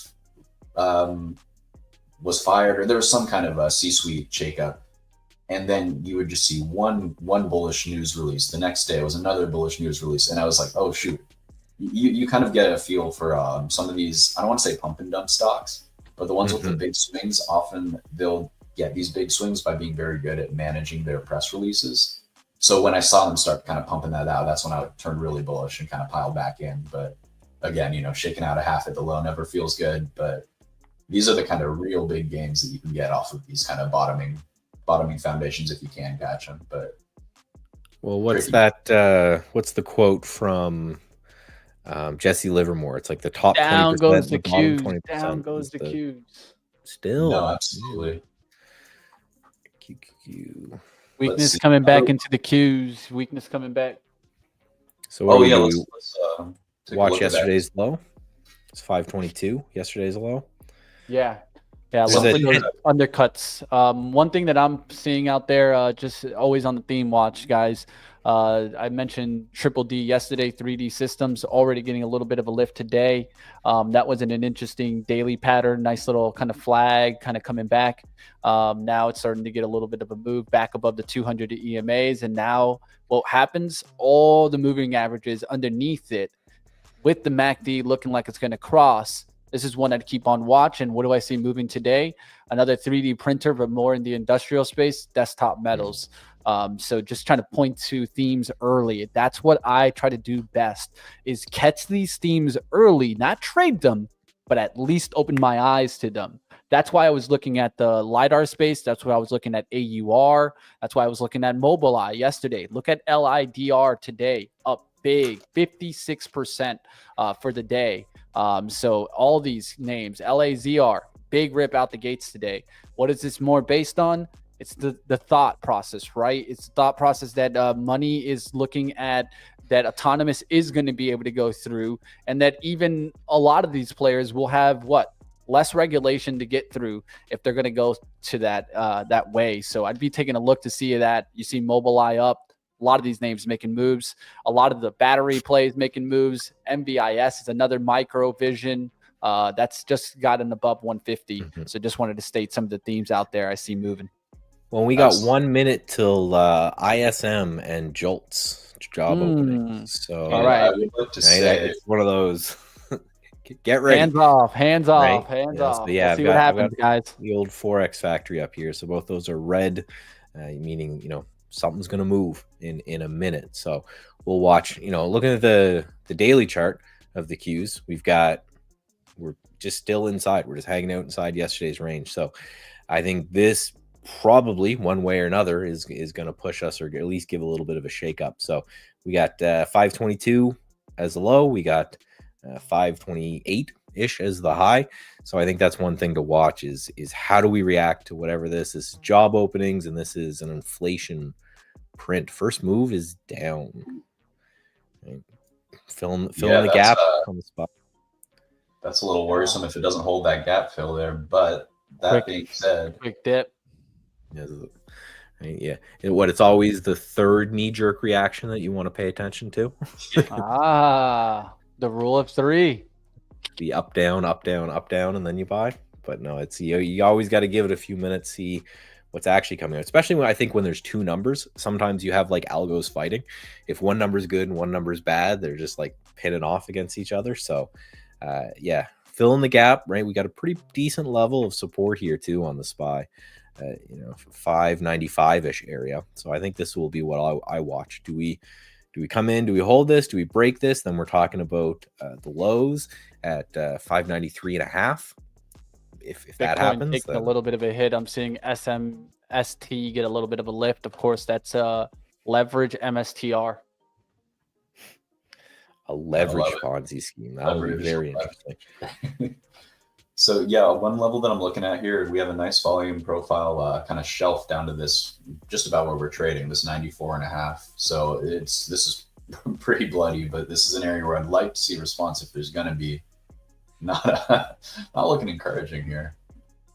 No, Serve getting hit hard, and I'm starting to see maybe even the quantum names start to lose altitude. So themes, momentum names getting hit hard. IonQ down, QUBT down, RCAT now red, AUR red from the open. So just be careful with momentum names turning back a little bit. I think keep your eyes on hourly lows to see if they're holding. Look for those undercutting rallies. That's what I'm looking to see if that happens here on the Qs. But the SPY is telling me a different story now. The Qs were weak. Now the SPY is joining the party. Big hit down there. Yeah, Q's kind of leading the way down. They already lost yesterday's low there. Something that, shoot, I lost my train of thought. I was going to ask though, Michael. I saw that giant head and shoulders on your SPY chart. You think that's going to play out still? I'm on the fence. I don't. And the reason I have it there is I've noticed sometimes the absolute best play is when the whole world is looking at a setup like this. I don't know how many of the same perma bears who've been telling you that the world's going to come to the end for the last like 2 years, charting this up, and guys that aren't even, they're usually like, oh, the world's going to come to the end because this macro event. Right. And then what ends up happening is they all of a sudden become technicians when there's a big technical pattern to look at. So I think it's an area to watch. I think the overall look at the SPY in it right now is pretty simple. So I got this shaded box right here. It's roughly the lows that we had. We've hit twice now, this 580. And I know it's a long way from here, but as long as we hold 580, I think in my long term, my swing, I want to be buying stocks. If we lose 580, then maybe it's time to reassess. But I also have this orange line out here. I don't know how much of a seasonality guy you are, but this is the first day of the year, and I always track the first 5 days indicator. And again, for those who don't know, it's got an 83% strike rate of if the first 5 days in January are higher, then the rest of the year is higher by an average of like 12%. That's pretty cool. I like good year. So that's and I know we both showed these off, but I still have it. I got to get through it. I still have on my desk the Stock Traders Almanac. So the idea is, it's a great book. It's really, really telling. Yeah, absolutely. Yeah, so that's what I'm watching. So unless something catastrophic occurs, it looks like we've got today and we've got tomorrow. It looks like this is going to be holding up. So again, if it does, then that's exactly what we want to see. Again, it doesn't mean you just buy and then go away for the year, unless you're an investor. I guess it could, but it just means we should be long biased. So SPY Q's broke its yesterday's low. SPY didn't. SPY was holding. No, Michael, Mitch was right. We're definitely aligned on a lot of things. You basically took my SPY spiel right out of my mouth there, especially in regards to these bearish patterns that the whole world is watching. I mean, see, guys, I'm quiet, but I pay attention. I'm quiet sometimes. There's so often bearish patterns that fail to break out are so often incredibly bullish because the bears exhaust themselves, and so that's why fake breakdowns are one of my favorite setups to trade, especially intraday, which ironically, I don't know if that's ironic, but we might be seeing that play out here with Qs and potentially SPY with that undercut. Well, let's hope the boss makes money. So let's push the market down a little. There we go. I saw that. We shouldn't be too bullish here if we got the boss. I got you, Michael. I've been flexing a little bit. Let's push it down to that neckline, right? Let's get some action in the market, because that's the only time I'll be concerned, like you're saying. Yeah, so VIX did spike right to the 200 EMA on the 15. I'm looking for a little pullback now to come back to the VWAP around the 44, but I trade the VXX. not just classic VIX, but I like the VXX, the way it trades. I did see a big spike on that. Now we'll start to look to see if we start to get some type of bottoming pattern here. What I'd like to look to is on the SPY is more long. Can we get some volume here and a quick undercut? Let's say 593.50s, right back up to 595s. That's what I'll be looking for. If not, then we could still be in this kind of declining. If we look in the daily, pretty much we made that attempt to 600 yesterday, right? It went to 599.70. I think we rejected 600 yesterday. We're rejecting to go back into that area right now. So what does that tell me? More 50 EMAs, 90 EMAs more in play today. Pullbacks to 591 could make sense. So that just means be careful on just riding the momentum, right? And sometimes you got to be able to flip and change what you're seeing based on the market right now. Yeah, I gotta say, I'm definitely in wait and see mode here. Basically, how I look at that, whatever the numbers were 6 minutes ago, I kind of look at that as kind of releasing the tension. We were in the middle of the previous range, and then it kind of released tension. It took stops from the low of the day of yesterday's day, and now we're kind of negotiating this new area here. And to me, it's not looking like what I would necessarily. I'm speaking a little early here, but I would like to see a little more oomph in the that stop rate there when it's kind of just muddling along the bottom here. Obviously, it's only been 5 minutes, but that's often when you can kind of see those range breaks when there's less tension, but there's no new buyers coming in, or not at least not enough to offset. So for me, yeah, I'm not ready to be bullish here. But no, I think the most bullish scenario would have been if we just slammed through yesterday's low and then retook it. But yeah, now that we're just kind of chopping about, you're not seeing a lot of aggression on either side. People are just kind of chilling out. I think there's short more. Short Rigetti. Okay. Rigetti. Well, actually, tomorrow we have JPOW, don't we? Yeah, FOMC minutes and non-farm payrolls, unemployment claims, FOMC minutes. So it's a big economic day tomorrow. So you may see some of this nonsense today, which is fine, right? It just means you got to be a little bit more selective about what you're playing here. All right, we'll see if we see some more downside action here. I'm shorting Rigetti based on just a 9 EMA, just watching the pattern just completely drop. This is more based on like a daily outlook, not necessarily the intraday chart, because in intraday it's down towards the low, but the daily chart really starts to look ugly here once we get the red candle back to the 9 EMA. $15 seems to make more sense to me than $20 right now on Rigetti. So that's the way I see it, just a pullback coming back here. We'll see if it starts to continue to break down here. Big part would be if it comes back to the VWAP. Definitely don't want to be in it here. So let's just see if the momentum continues to the downside. And Ion Q is one way to take a look at this. The momentum really dropping fast there. We are seeing a little bit of buying occurring at basically what I'd consider the intraday supply zone here. I'm going to be on mute, guys. I just want to let you know I'm taking a call, but I'll still be here, guys. Just want to let you know. Cool. Yeah, so this is just a little area that I'm kind of keeping an eye on. It's not a necessarily super high probability that it catches, but it's just an area that I would like to see bulls still in play here if we're going anywhere other than down today. If we do not kind of catch in this area with that 92 being a, kind of a line in the sand, just, a little metric point to kind of keep an eye on. I think that I'm starting to think that there's a decent probability that we flush down to this 89-90 area. That would be a nice even 50% pullback of this expansion range from the lows off of the 580. And it would just be kind of a retest of some of these highs that we were kind of basing at previously, as well as a nice volume shelf there too at the 91 to 90 area. So just something I'm keeping an eye on. It doesn't look like the buyers are coming in immediately here by any means. So if I was short, I would just be honestly just riding this down, and I'd be watching the short-term EMAs. This handy ribbon here, and honestly, if I'm short every time it pops back in here, I'm just adding a little bit. But that's me. I'm a little bit aggressive in and out on the day trade type things. I like to just keep pyramiding into positions if they're starting to work. In terms of just kind of keeping your head about you on a bigger time frame, I am still bullish. So I don't want to get too caught up in the downside and then miss the big long.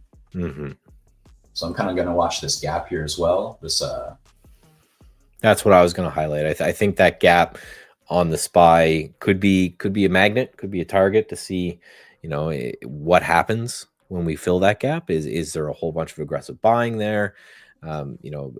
Gaps to me are super interesting, and I know people who trade like futures and sometimes CFDs, they don't see them as much, but it's one of the reasons I really like the ETFs, because they do so much volume and they have that gap. It's just a really interesting psychological zone.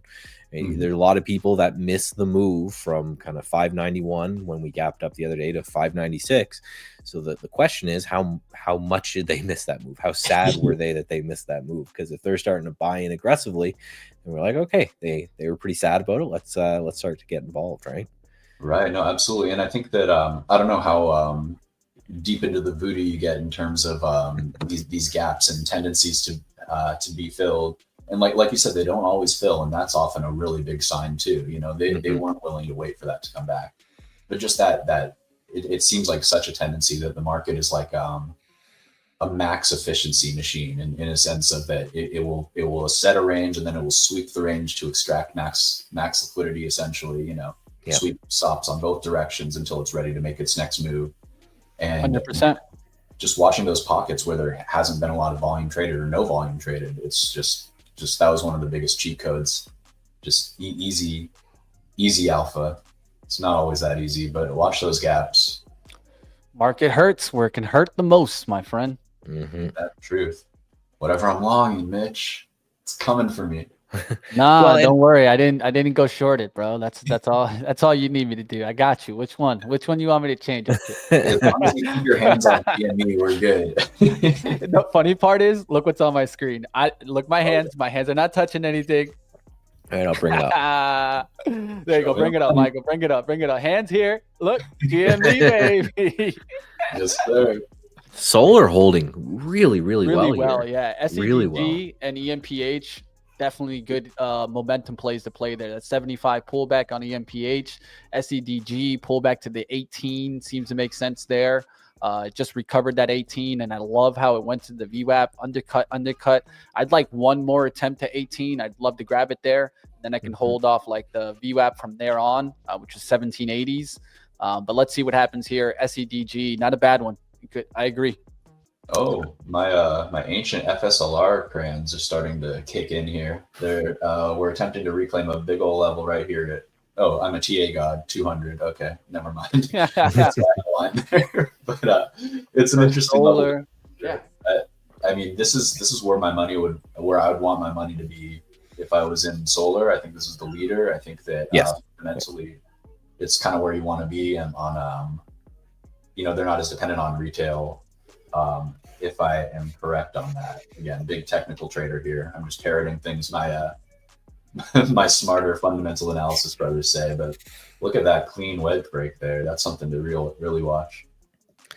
Yeah, I don't know when the last time I've said massive relative strength in solar. This has been a complete dog of an industry for a very long time, but yeah, up 2%. And not only like looking at the intraday action, right? So if we go here and let's just look at this chart, up and then just pull back a little bit on that news, and now it looks like it's trying to bottom out. And then you take that and you look at the Qs, that's just falling apart, and it's barely trying to get going. So just really big relative strength. It's why one of my favorite scans, just a simple thing. These are just the ETFs that I watch, and I just sort them by how much they're up on the day. And you can actually get a lot of interesting cues just from keeping an eye on this all day alone, right? It's the same thing I have going on over here, right?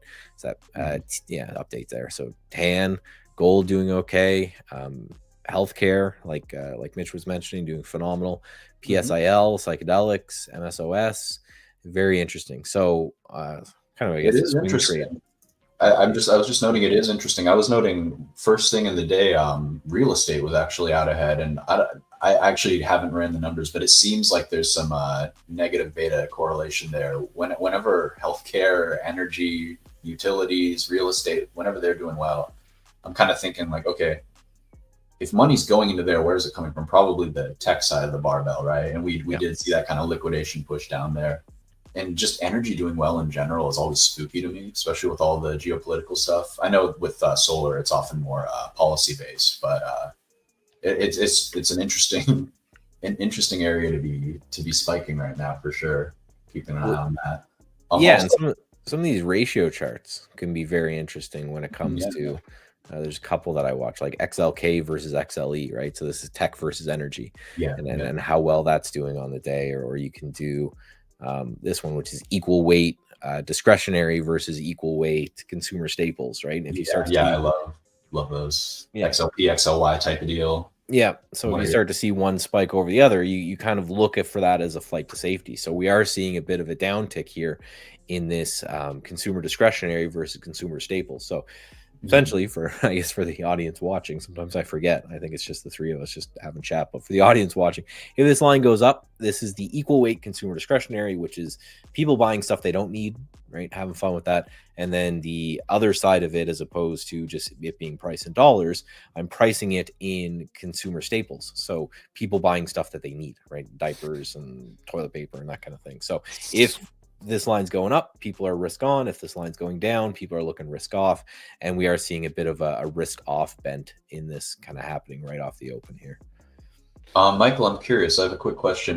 Do you find the results to be more accurate when you're using the relative or the equal weight ETFs? Is that why you're going that route? Yeah, it depends on the equal weight, especially when it comes to consumer discretionary, which I think is like a majority Amazon. I think it's Amazon and Tesla. I think Tesla's another one. And so, yeah, to smooth that out, I do take a look when I'm doing these relative charts.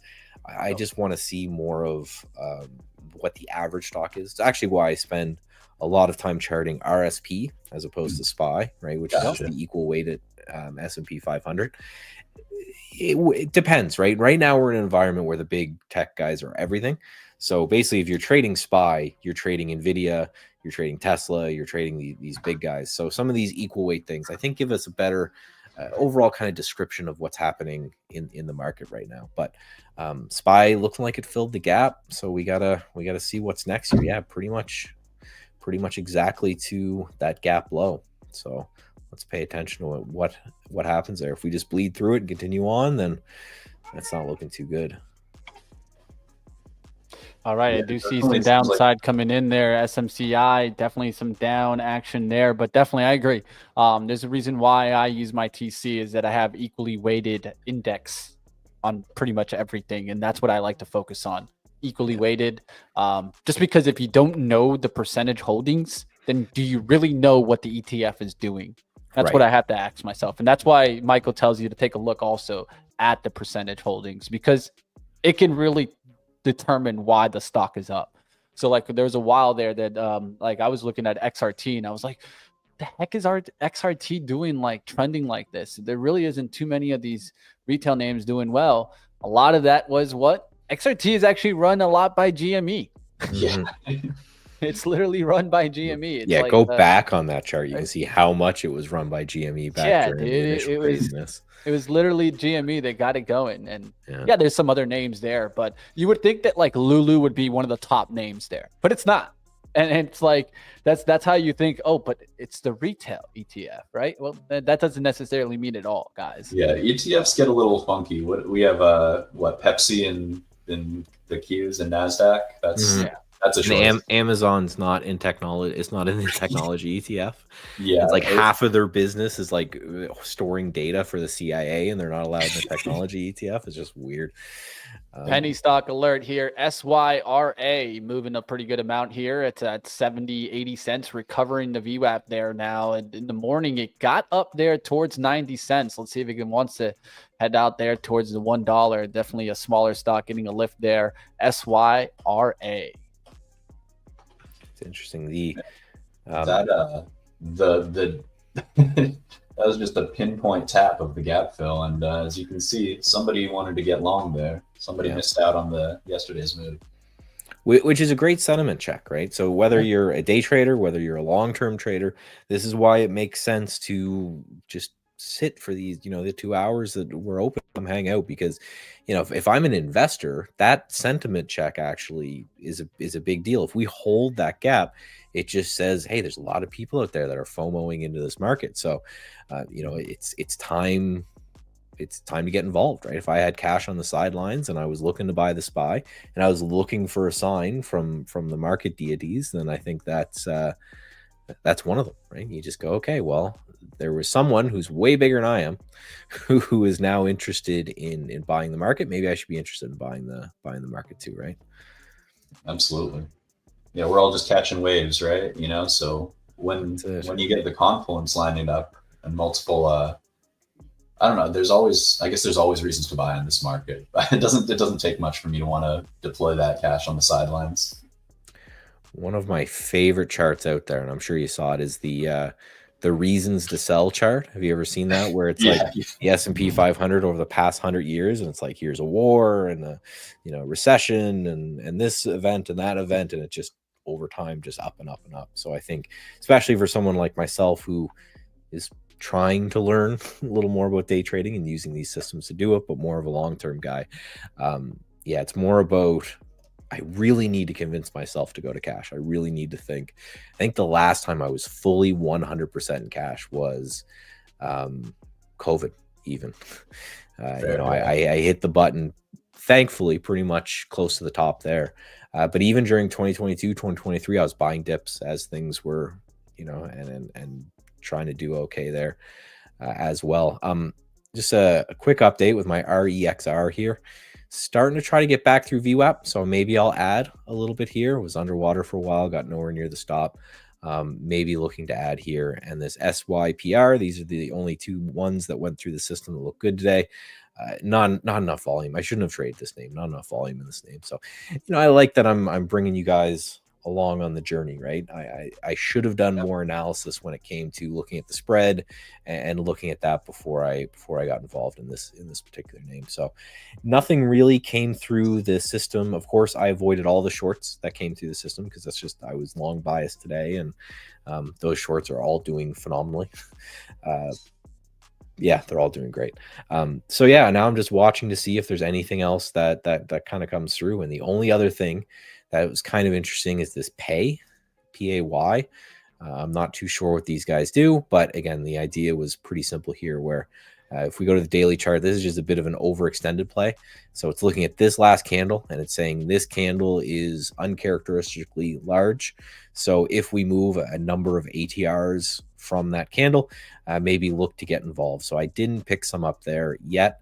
I've got just a limit out to see if I can get filled on a little bit here, but that's the only other idea. I have, again, just the stats. Again, I can go over. I don't know if any of these work, so we're going to wait to talk more about it until then. But this is the back test I came up with. So this is 20 years or so of data. The individual lines are the 4 systems that I'm running, too long, too short. And then the gray line is what happens if you combine them. And it, not always perfect, right? No system will ever be, but pretty good. And then the stats, ignore the percentage win and max loss, because I was doing some weird stuff there. But 55% win rate, roughly a 1.4 profit factor.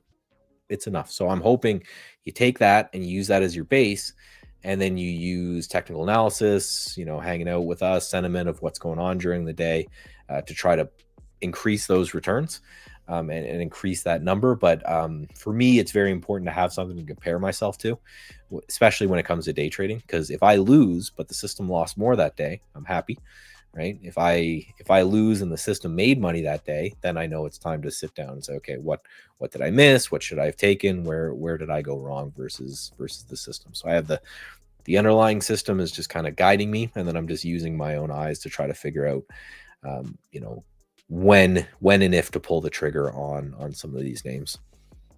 Starting to see some financials starting to come back. JPM with a nice little spike to 243.10. Now back into the green. That's one area that is starting to get green in the last 15 minutes, up about 0.48, starting to lead the market in the last 15 minutes. Energy leading the market also, 0.46. So they're right next to each other. They're kind of moving side by side right now. Financial services and energy getting a spike. Wow. Energy is not what you want to see, though. Of course, that's probably not going to help us here. Basic materials getting a little bit of a bounce today. A lot of that in steel, specialty chemicals, and silver with a big push today, guys. Silver and gold.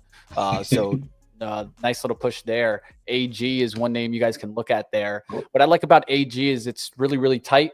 So for those guys that like to scalp, I mean, this is a nice scalping vehicle, right?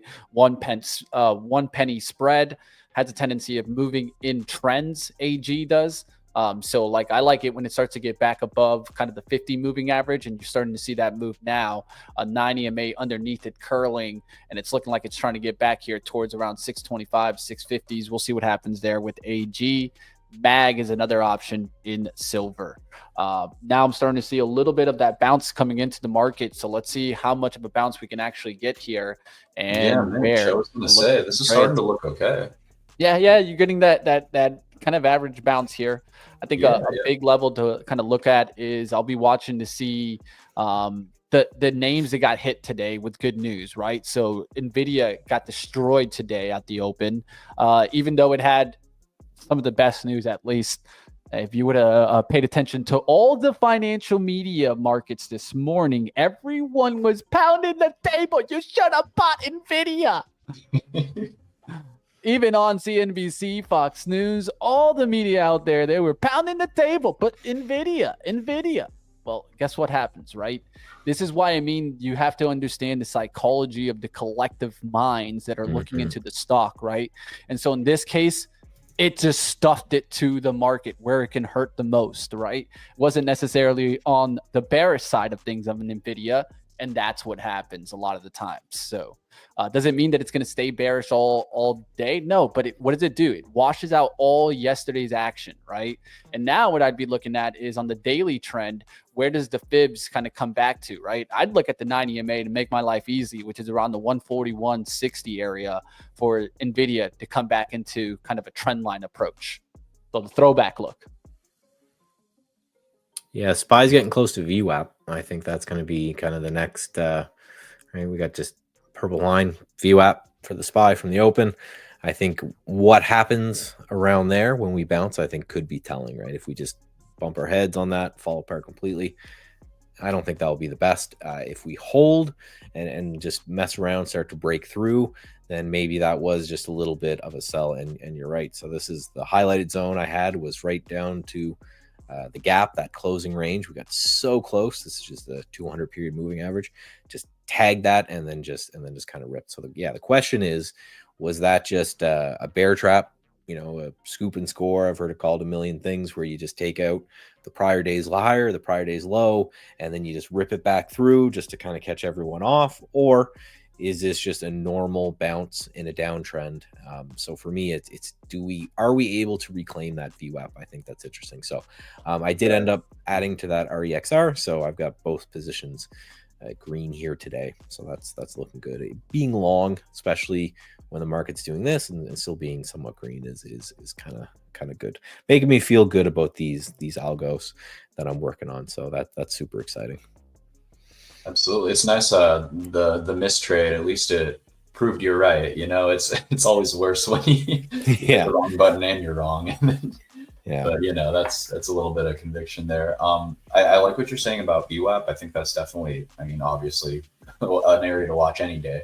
But if we could tap that, pull back and form a higher low, then I'd be getting bullish again. Right now it's too early to say anything other than we're wicking back up into that.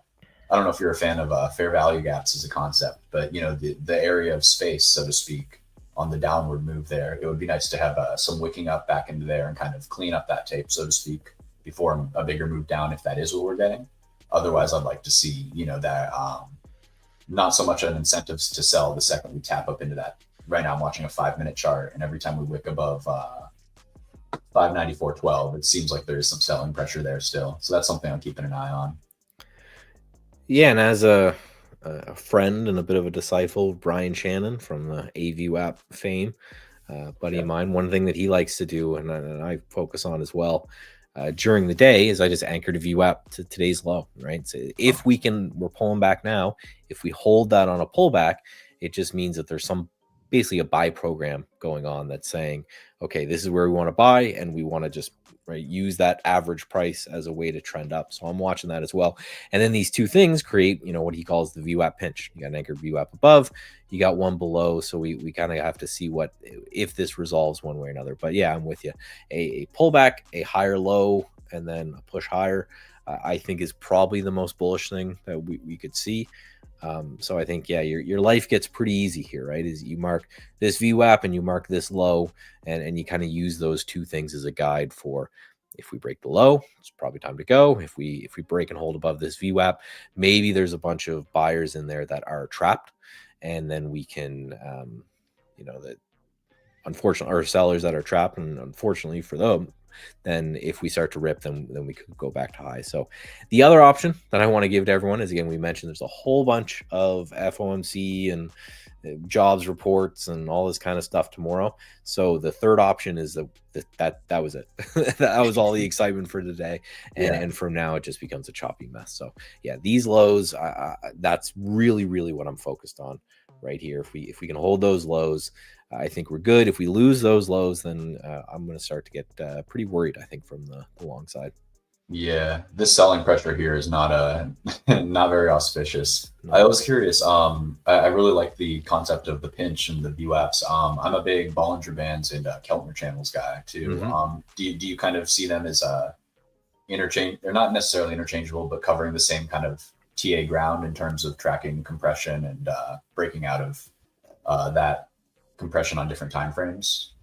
A little bit, yeah. So a VWAP is essentially a moving average. The benefit of it is it creates volume in its wake as well, right? So it will allocate more attention, more kind of mathematics to a high volume candle versus a low.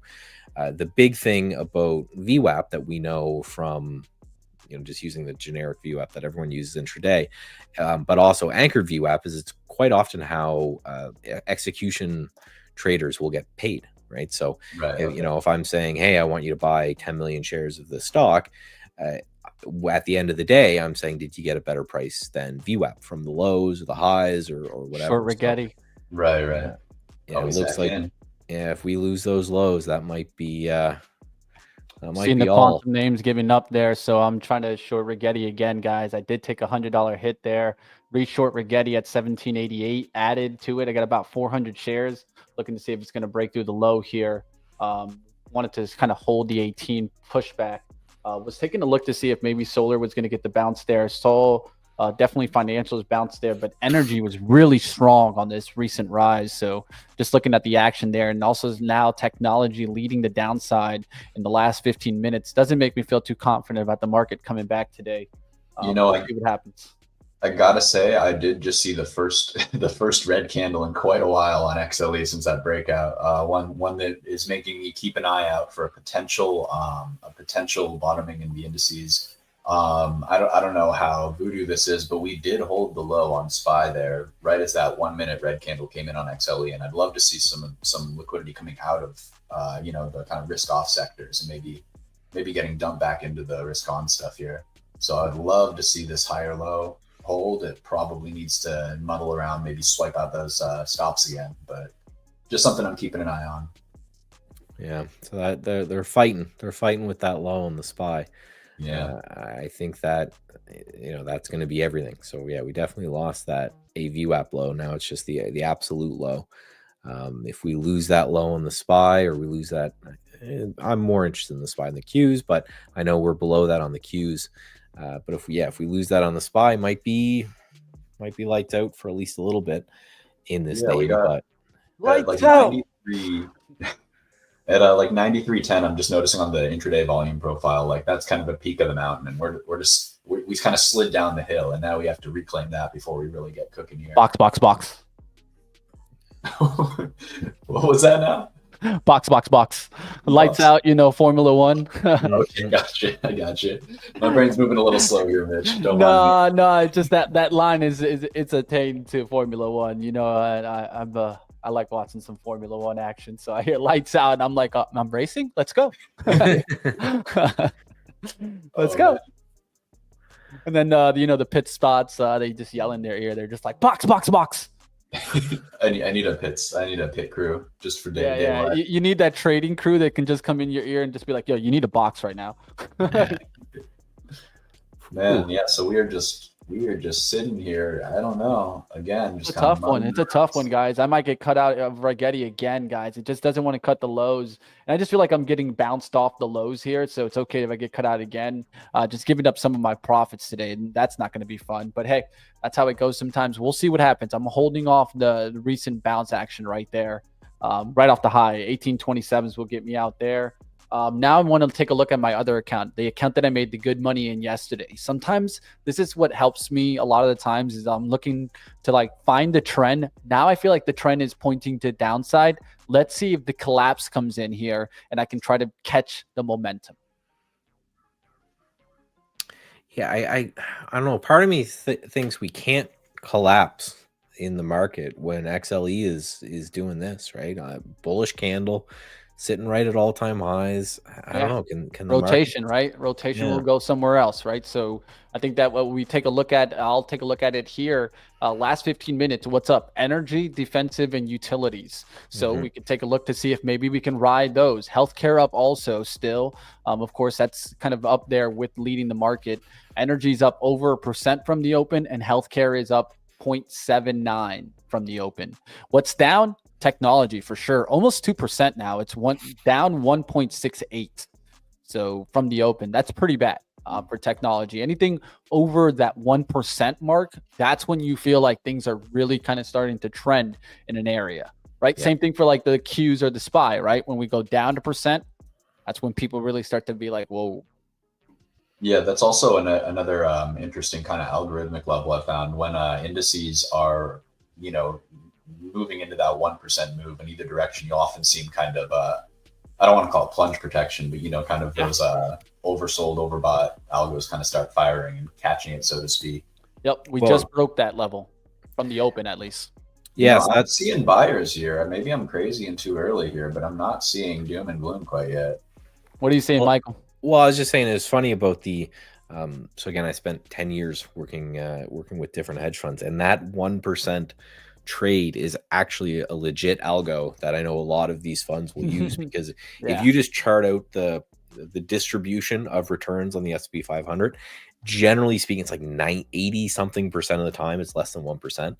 Right. So quite often they'll just, and it's not, they're not betting the house on it, but it's just something that in the long run can generally make a bit of money. Is that if you get that extended move, you start to sell options on one side or the other, right? If it's a little bit below that, you sell some puts. Above that, you sell some calls, and it's a net EV play for, I don't think it would so much be for us, but for large institutions that can sell, millions of dollars worth of put options for the next week or so, and then hold those for a period of time, knowing that, 9 times out of 10 they'll do well. Every now and then they get slapped, but they're generally doing it to hedge an overall portfolio, right? So if they've got a short position on and the market rips 2 or 3%, they're selling calls up there and hoping that, right, just to hedge that risk. So that is a legit algo that you can sometimes see, and quite often sometimes you can see when the risk management comes in, because it gets to like 1.5 1.25 and then just right, just the bottom just drops out of it because they're just saying, okay,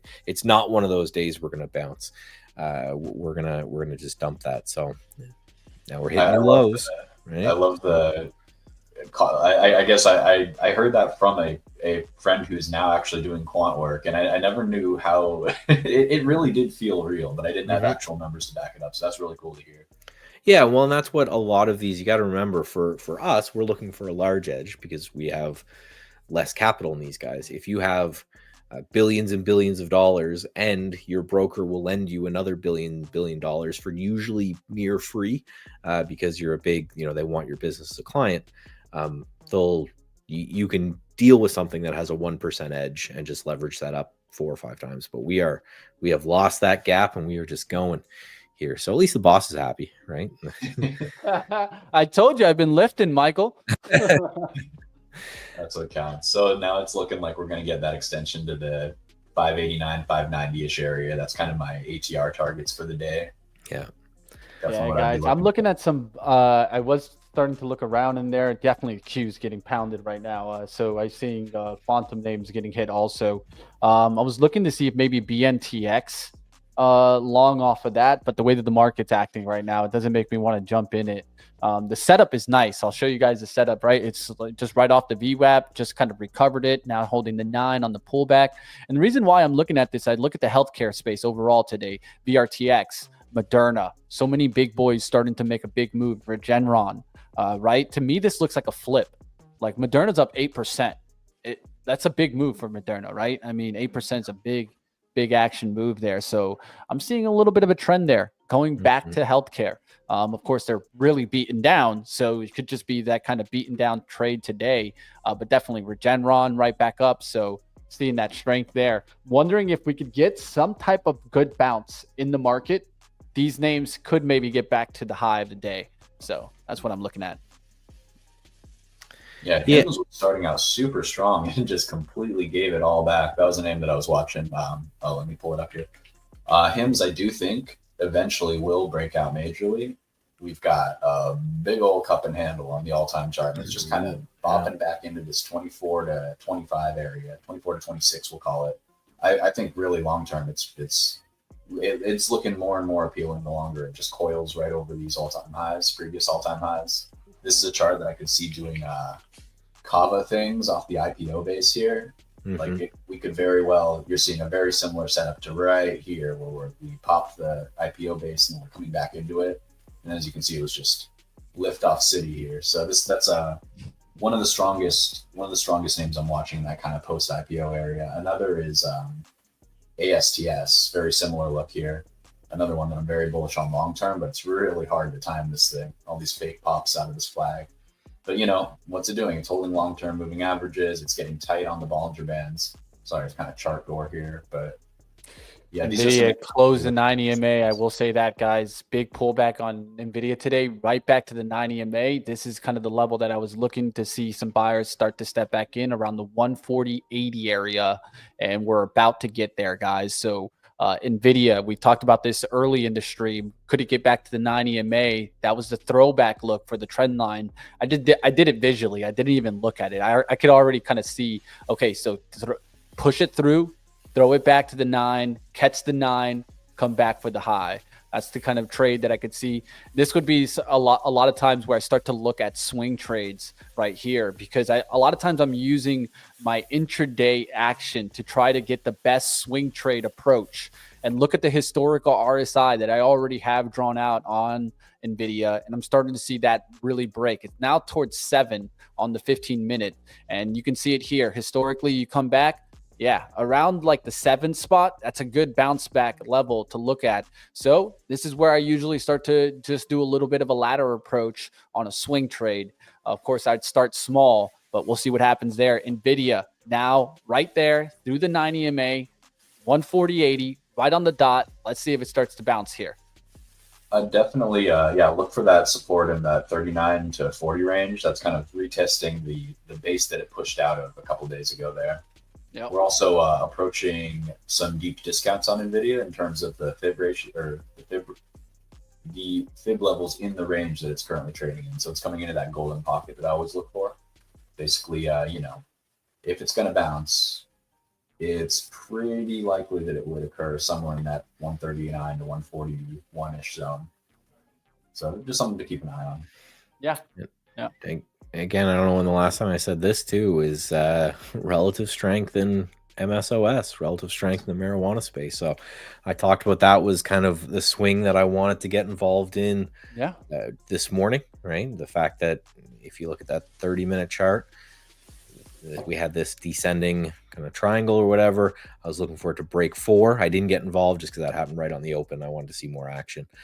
Pulling back here, but now it's one of those that the second shot of 4, if we end up getting that today or tomorrow, I'm interested. But just holding well, and sometimes these really beaten up names, if you notice this relative strength switch, then the way I look at it is that if the S&P 500 is moving down and whatever name you're looking at isn't, it's like it has this weight on its back. And then if that ever gets lifted, if the SPY bounces or the SPY at least just stops going down, you can kind of have this spring effect where it's easier for MSOS to move higher. So I'm still watching this. I still want to get involved. Again, I maybe add this to my big boy account from the the kind of trade I'm going to bring in each day. But hey, it's got to do something, right? It's got to do, the SPY's got to chill out, and then I think we need to retake that $4 area.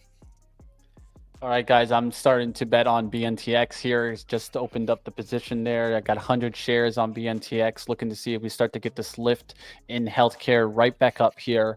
We'll also keep a watch on kind of the overall market, Nvidia, to see if we start to see a bounce in some tech names. But looking to see the bounce come in there in healthcare. There's too many of the big boys that I see doing well today, like Regeneron, even Eli Lilly right at the VWAP right now. I was considering whether I'd go after Eli Lilly here also. But going after some of the healthcare, a lot of them are on pullbacks or small pullbacks on the top end of the range. So that tells me maybe stay with the strength if I want to go long. It's up about 0.43 from the open. Let's see if it can start to catch some supports here and go higher on BNTX. Yeah, the other thing we were watching earlier in the day from kind of the swing side of things was Mon Wed. We talked about how it was up. I think at this point it was up like 15-16% on the day. And we were talking this long-term chart looks phenomenal with this kind of cup and handle that the psychedelic sector was doing well and is actually still doing well. It's right actually up on the day a little bit. So, take a look at this in the 30-minute chart. We're starting to pull in a little bit, but that might not be a bad thing. So I'm going to watch this one closely for from the swing trading side of things in the big boy account. Maybe it's time to push in here. If we do, if we just take a look at it on and use VWAP, right? Just grab a VWAP here. That could be just the ticket, right? From a swing trading point of view, we reclaim VWAP on the day. That's 843 or something. We punch into that.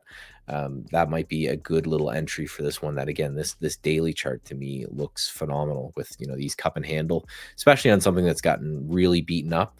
Sometimes you have these cup and handles be the bottom for what could be a reversal. Yeah, back to highs $85. That would be 10x. That'd be amazing. I don't think I'd ever hold for something like that, but again, could just be a little, hey, if this thing's going to move, right? If we get to those highs, it's 12. It's already a great gain through those highs, even more. So I'm going to watch this Mon Wed.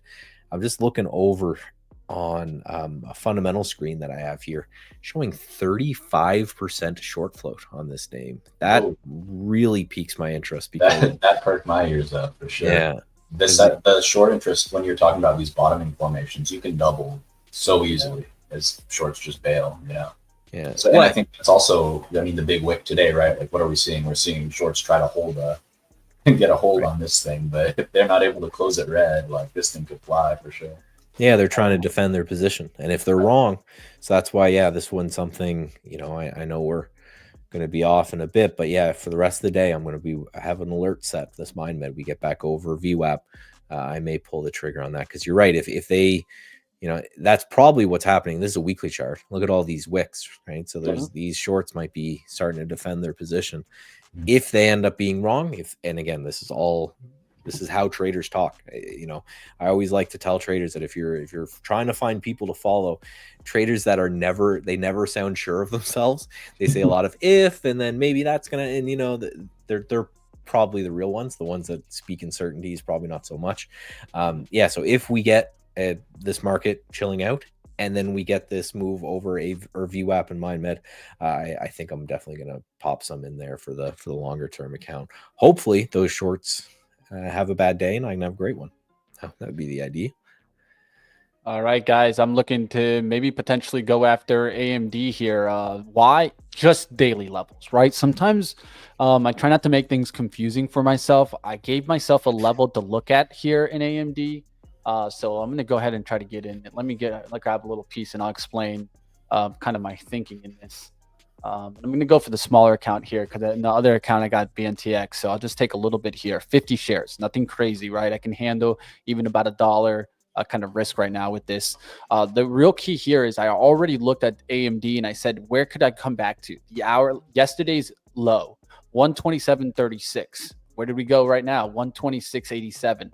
So now that we start to kind of reclaim that area, I'm going to look for it to kind of hold on pullbacks around the 127 level and then really start to come back. That could be a nice little pullback level to catch AMD, Next thing you know, by the end of the day, I can catch it back maybe towards 131 and starting to look back towards the positive trend that it was in, right? Sometimes the daily can scare you, but really, I mean, it's just a little bit of a pullback into that gap of yesterday with Friday's action, right? Yeah, we could easily just be heading right back there to pick up anybody who couldn't get on the train, 2 days ago, right? Yep, and that's why I'm trying to hop on the train. Yes, The bus came back, and it wasn't supposed to come back and scheduled. So I saw it around the corner, and I said, "Drop everything and run." You remember when you were a kid and you used to see the bus pass in the background, and you used to just take off? Oh, yeah. The bus. That was like the end of the world if you missed that. Yeah, bus. you know it. Your parents, you're not trying to come back home and be like, "Yeah, I missed the bus." Hey, you got to stop what you're doing and get me in there. Yeah, I remember that was, the good old days where that was the worst thing that could happen to you. You missed the bus. Yeah, man. Don't miss the bus, guys. Don't miss the bus. Nvidia getting a little bounce back and right off of that kind of level that I was looking at. So sometimes when I tell myself these plans, right, and especially in the swing trading mentality, right, at some point I need to just stop thinking, right? I did a whole bunch of thinking before, right? In established levels, and I said, I'm going to look for this and react off of this, right? And if I get to that moment and I start to overthink things to recreate a new trading plan, all I'm doing is causing overthinking and analysis paralysis, right? Where you can't make a decision because now you're trying to make a new decision, right? And so a lot of times, especially if I gave myself a level and the stock goes to that level, I have to just do what? Just become objective. Execute, execute, execute. From that point, it's all about risk to return.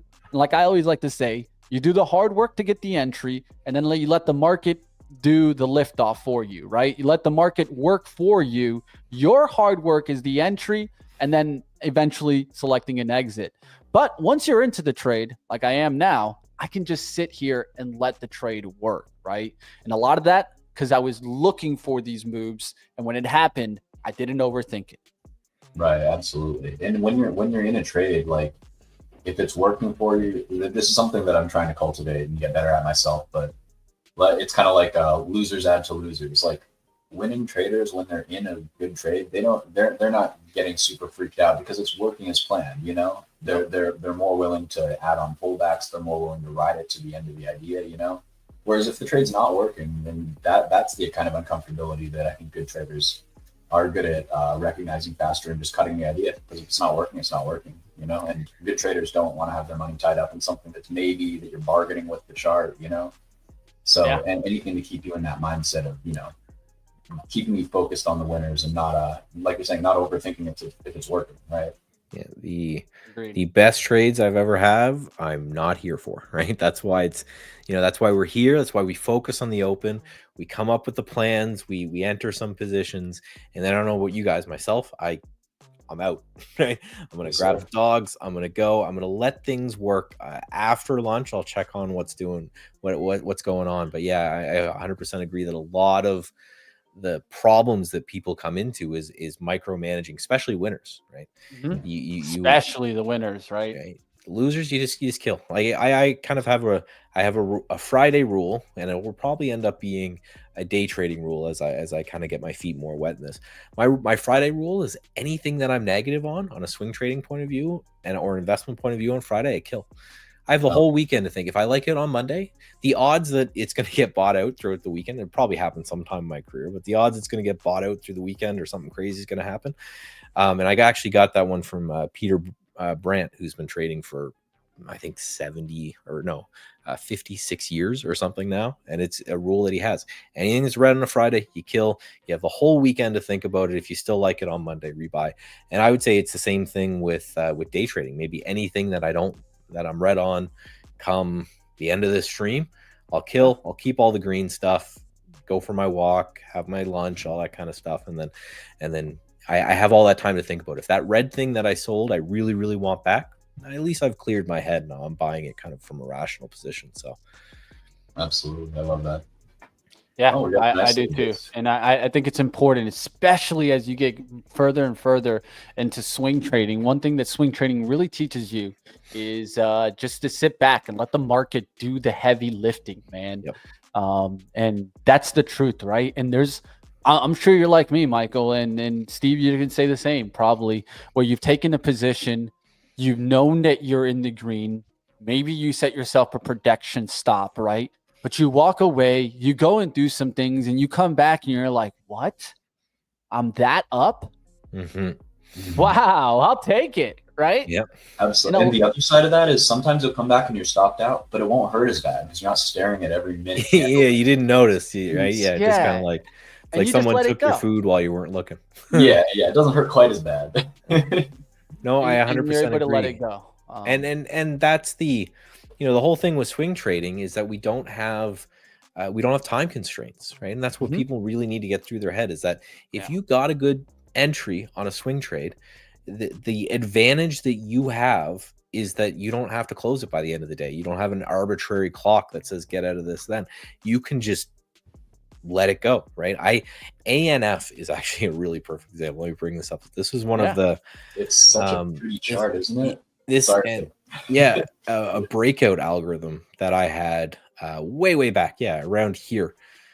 I own this thing, and the idea, the algorithm just says, hey, wait for it to break. I'll bring this up, the 50-period moving average.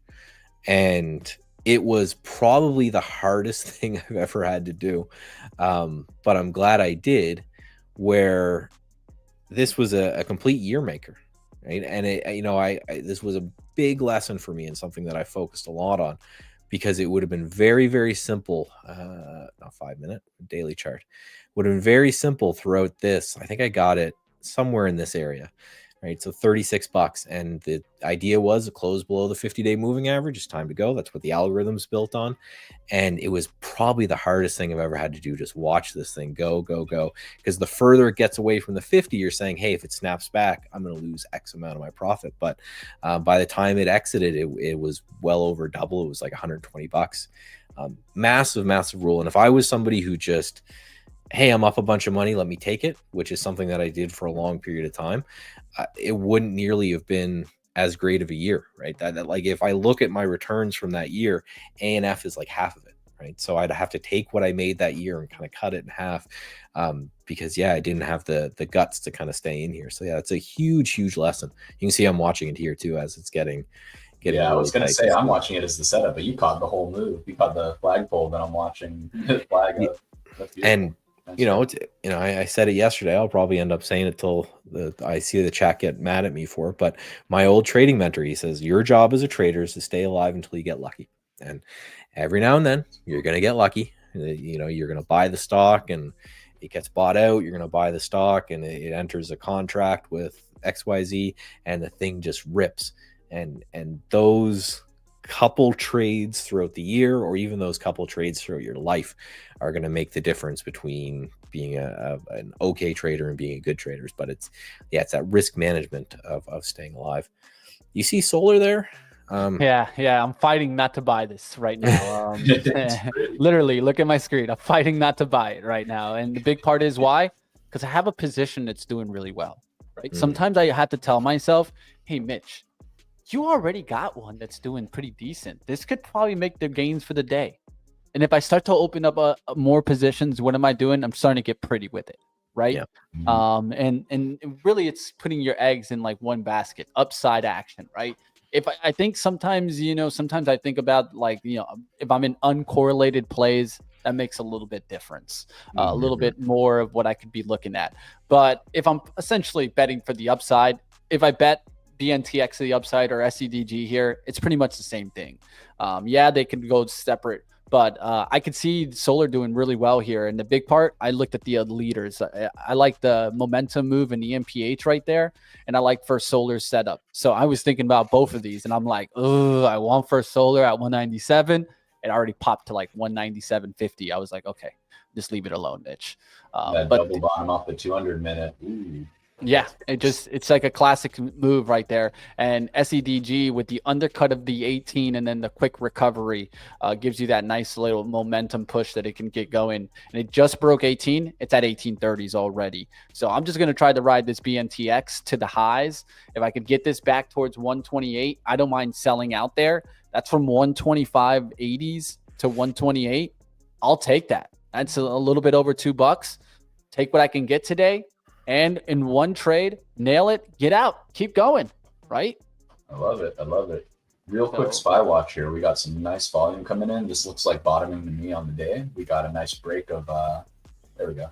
We got a nice volume stick coming in here over this previous cutout. So when I look at these kind of, okay, we tried to bottom, we rejected, now we're reclaiming on volume. That often is a sign of seller's trap down here. Mm-hmm. So now we're getting kind of a little bit of a squeeze action here. We are setting up to kind of retest the equilibrium here. What'll really make it real is if we can post candles higher than this 594.57. So that'd be a level I'm looking for a candle close over for continuation up to higher there. Something for the day traders out there. But something I am noticing, I don't really love when there's broadening formations. Price action's a little sloppier, but just something to keep an eye on there. All right, boys, let's wrap it up here. 11 a.m. as fast as it comes, guys. It does go by fast here, especially when we have a trio like this, guys. So I hope you guys enjoyed the action out there, and let everybody know, right? One of the things is we're expanding here at TTP, and we want to keep growing. The number one way that you guys can help us, like we try to help you guys every single day, is what? Share the stream with others. Yep. Tell others about this. Maybe it's your friend that's never been into trading, looking to get into trading, right? Tell others about this. That's how you can help myself, how you can help Michael and Steve with the effort that we put in, right? Like always, we're trying to expand this community and make it a truly supportive community. You guys see the people in the chat. Everyone helping each other out. It's good to see you guys. And I'm sorry if we didn't catch as much chat comments as we always do. With 3 guys on, it's kind of hard, right? But one thing's for certain, you're getting that perspective, right? And that's what we want you guys to take the strengths, take weaknesses, learn from the approach that we're taking. And I promise you, you'll start to see some upside momentum. We're all trying to find the edge out there. And the number one way you can find edge is doing what? It's finding what works for you and your personality, right? You guys see it. Michael tells you, he's like, man, put it this way. I'm putting all my eggs in the day trading basket, but in the swing game and looking into trends, understanding momentum, where rotation's going, those are types of things that don't move daily. And I think that's the important thing to catch there, right? Find the strengths that you guys can learn from. We bring tons of it every single day, and we're going to keep doing it. Michael, any last words? And Steve, I'll let you go ahead, and we'll get out of here, guys. No, I just appreciate everyone for coming by. Day 2. Everything's looking good. I appreciate Steve coming by. I'm glad Mitch doing a good job grabbing the nerds, the fellow chart nerds. So, and I keep it real, Michael. There's one thing that's for certain, man. I always believe in, like, put it this way, guys. I'm never gonna come and bring on a guy that pumps and dumps, man. That's just not my thing, man. Yeah. And there's one thing that I'm sure Michael has it and I have it. We have like this little like radar where we catch people on Twitter and we're like, yeah, this is. We'll put him in the fake pile, and we'll put this guy in the real pile, right? Yeah, it goes off quickly. The more gray I have in my beard, the better that is, I find, for sure. Yeah, there's a reason why I love to bring back Steve all the time, right? And I think that's what I like to see, guys. So if you guys are like that, really the learner, the one that's trying to get to somewhere, this is the place to be. We'll see you guys back tomorrow. Keep trading out there. And remember that we're off on Thursday and the stream is off on Friday. So we'll have a nice little long weekend again. So stay safe out there, traders. We'll see you back tomorrow. Good trading and keep battling, guys. That's what it's about. Survivor first, then we'll get to the thriving stage. We'll see you guys back tomorrow.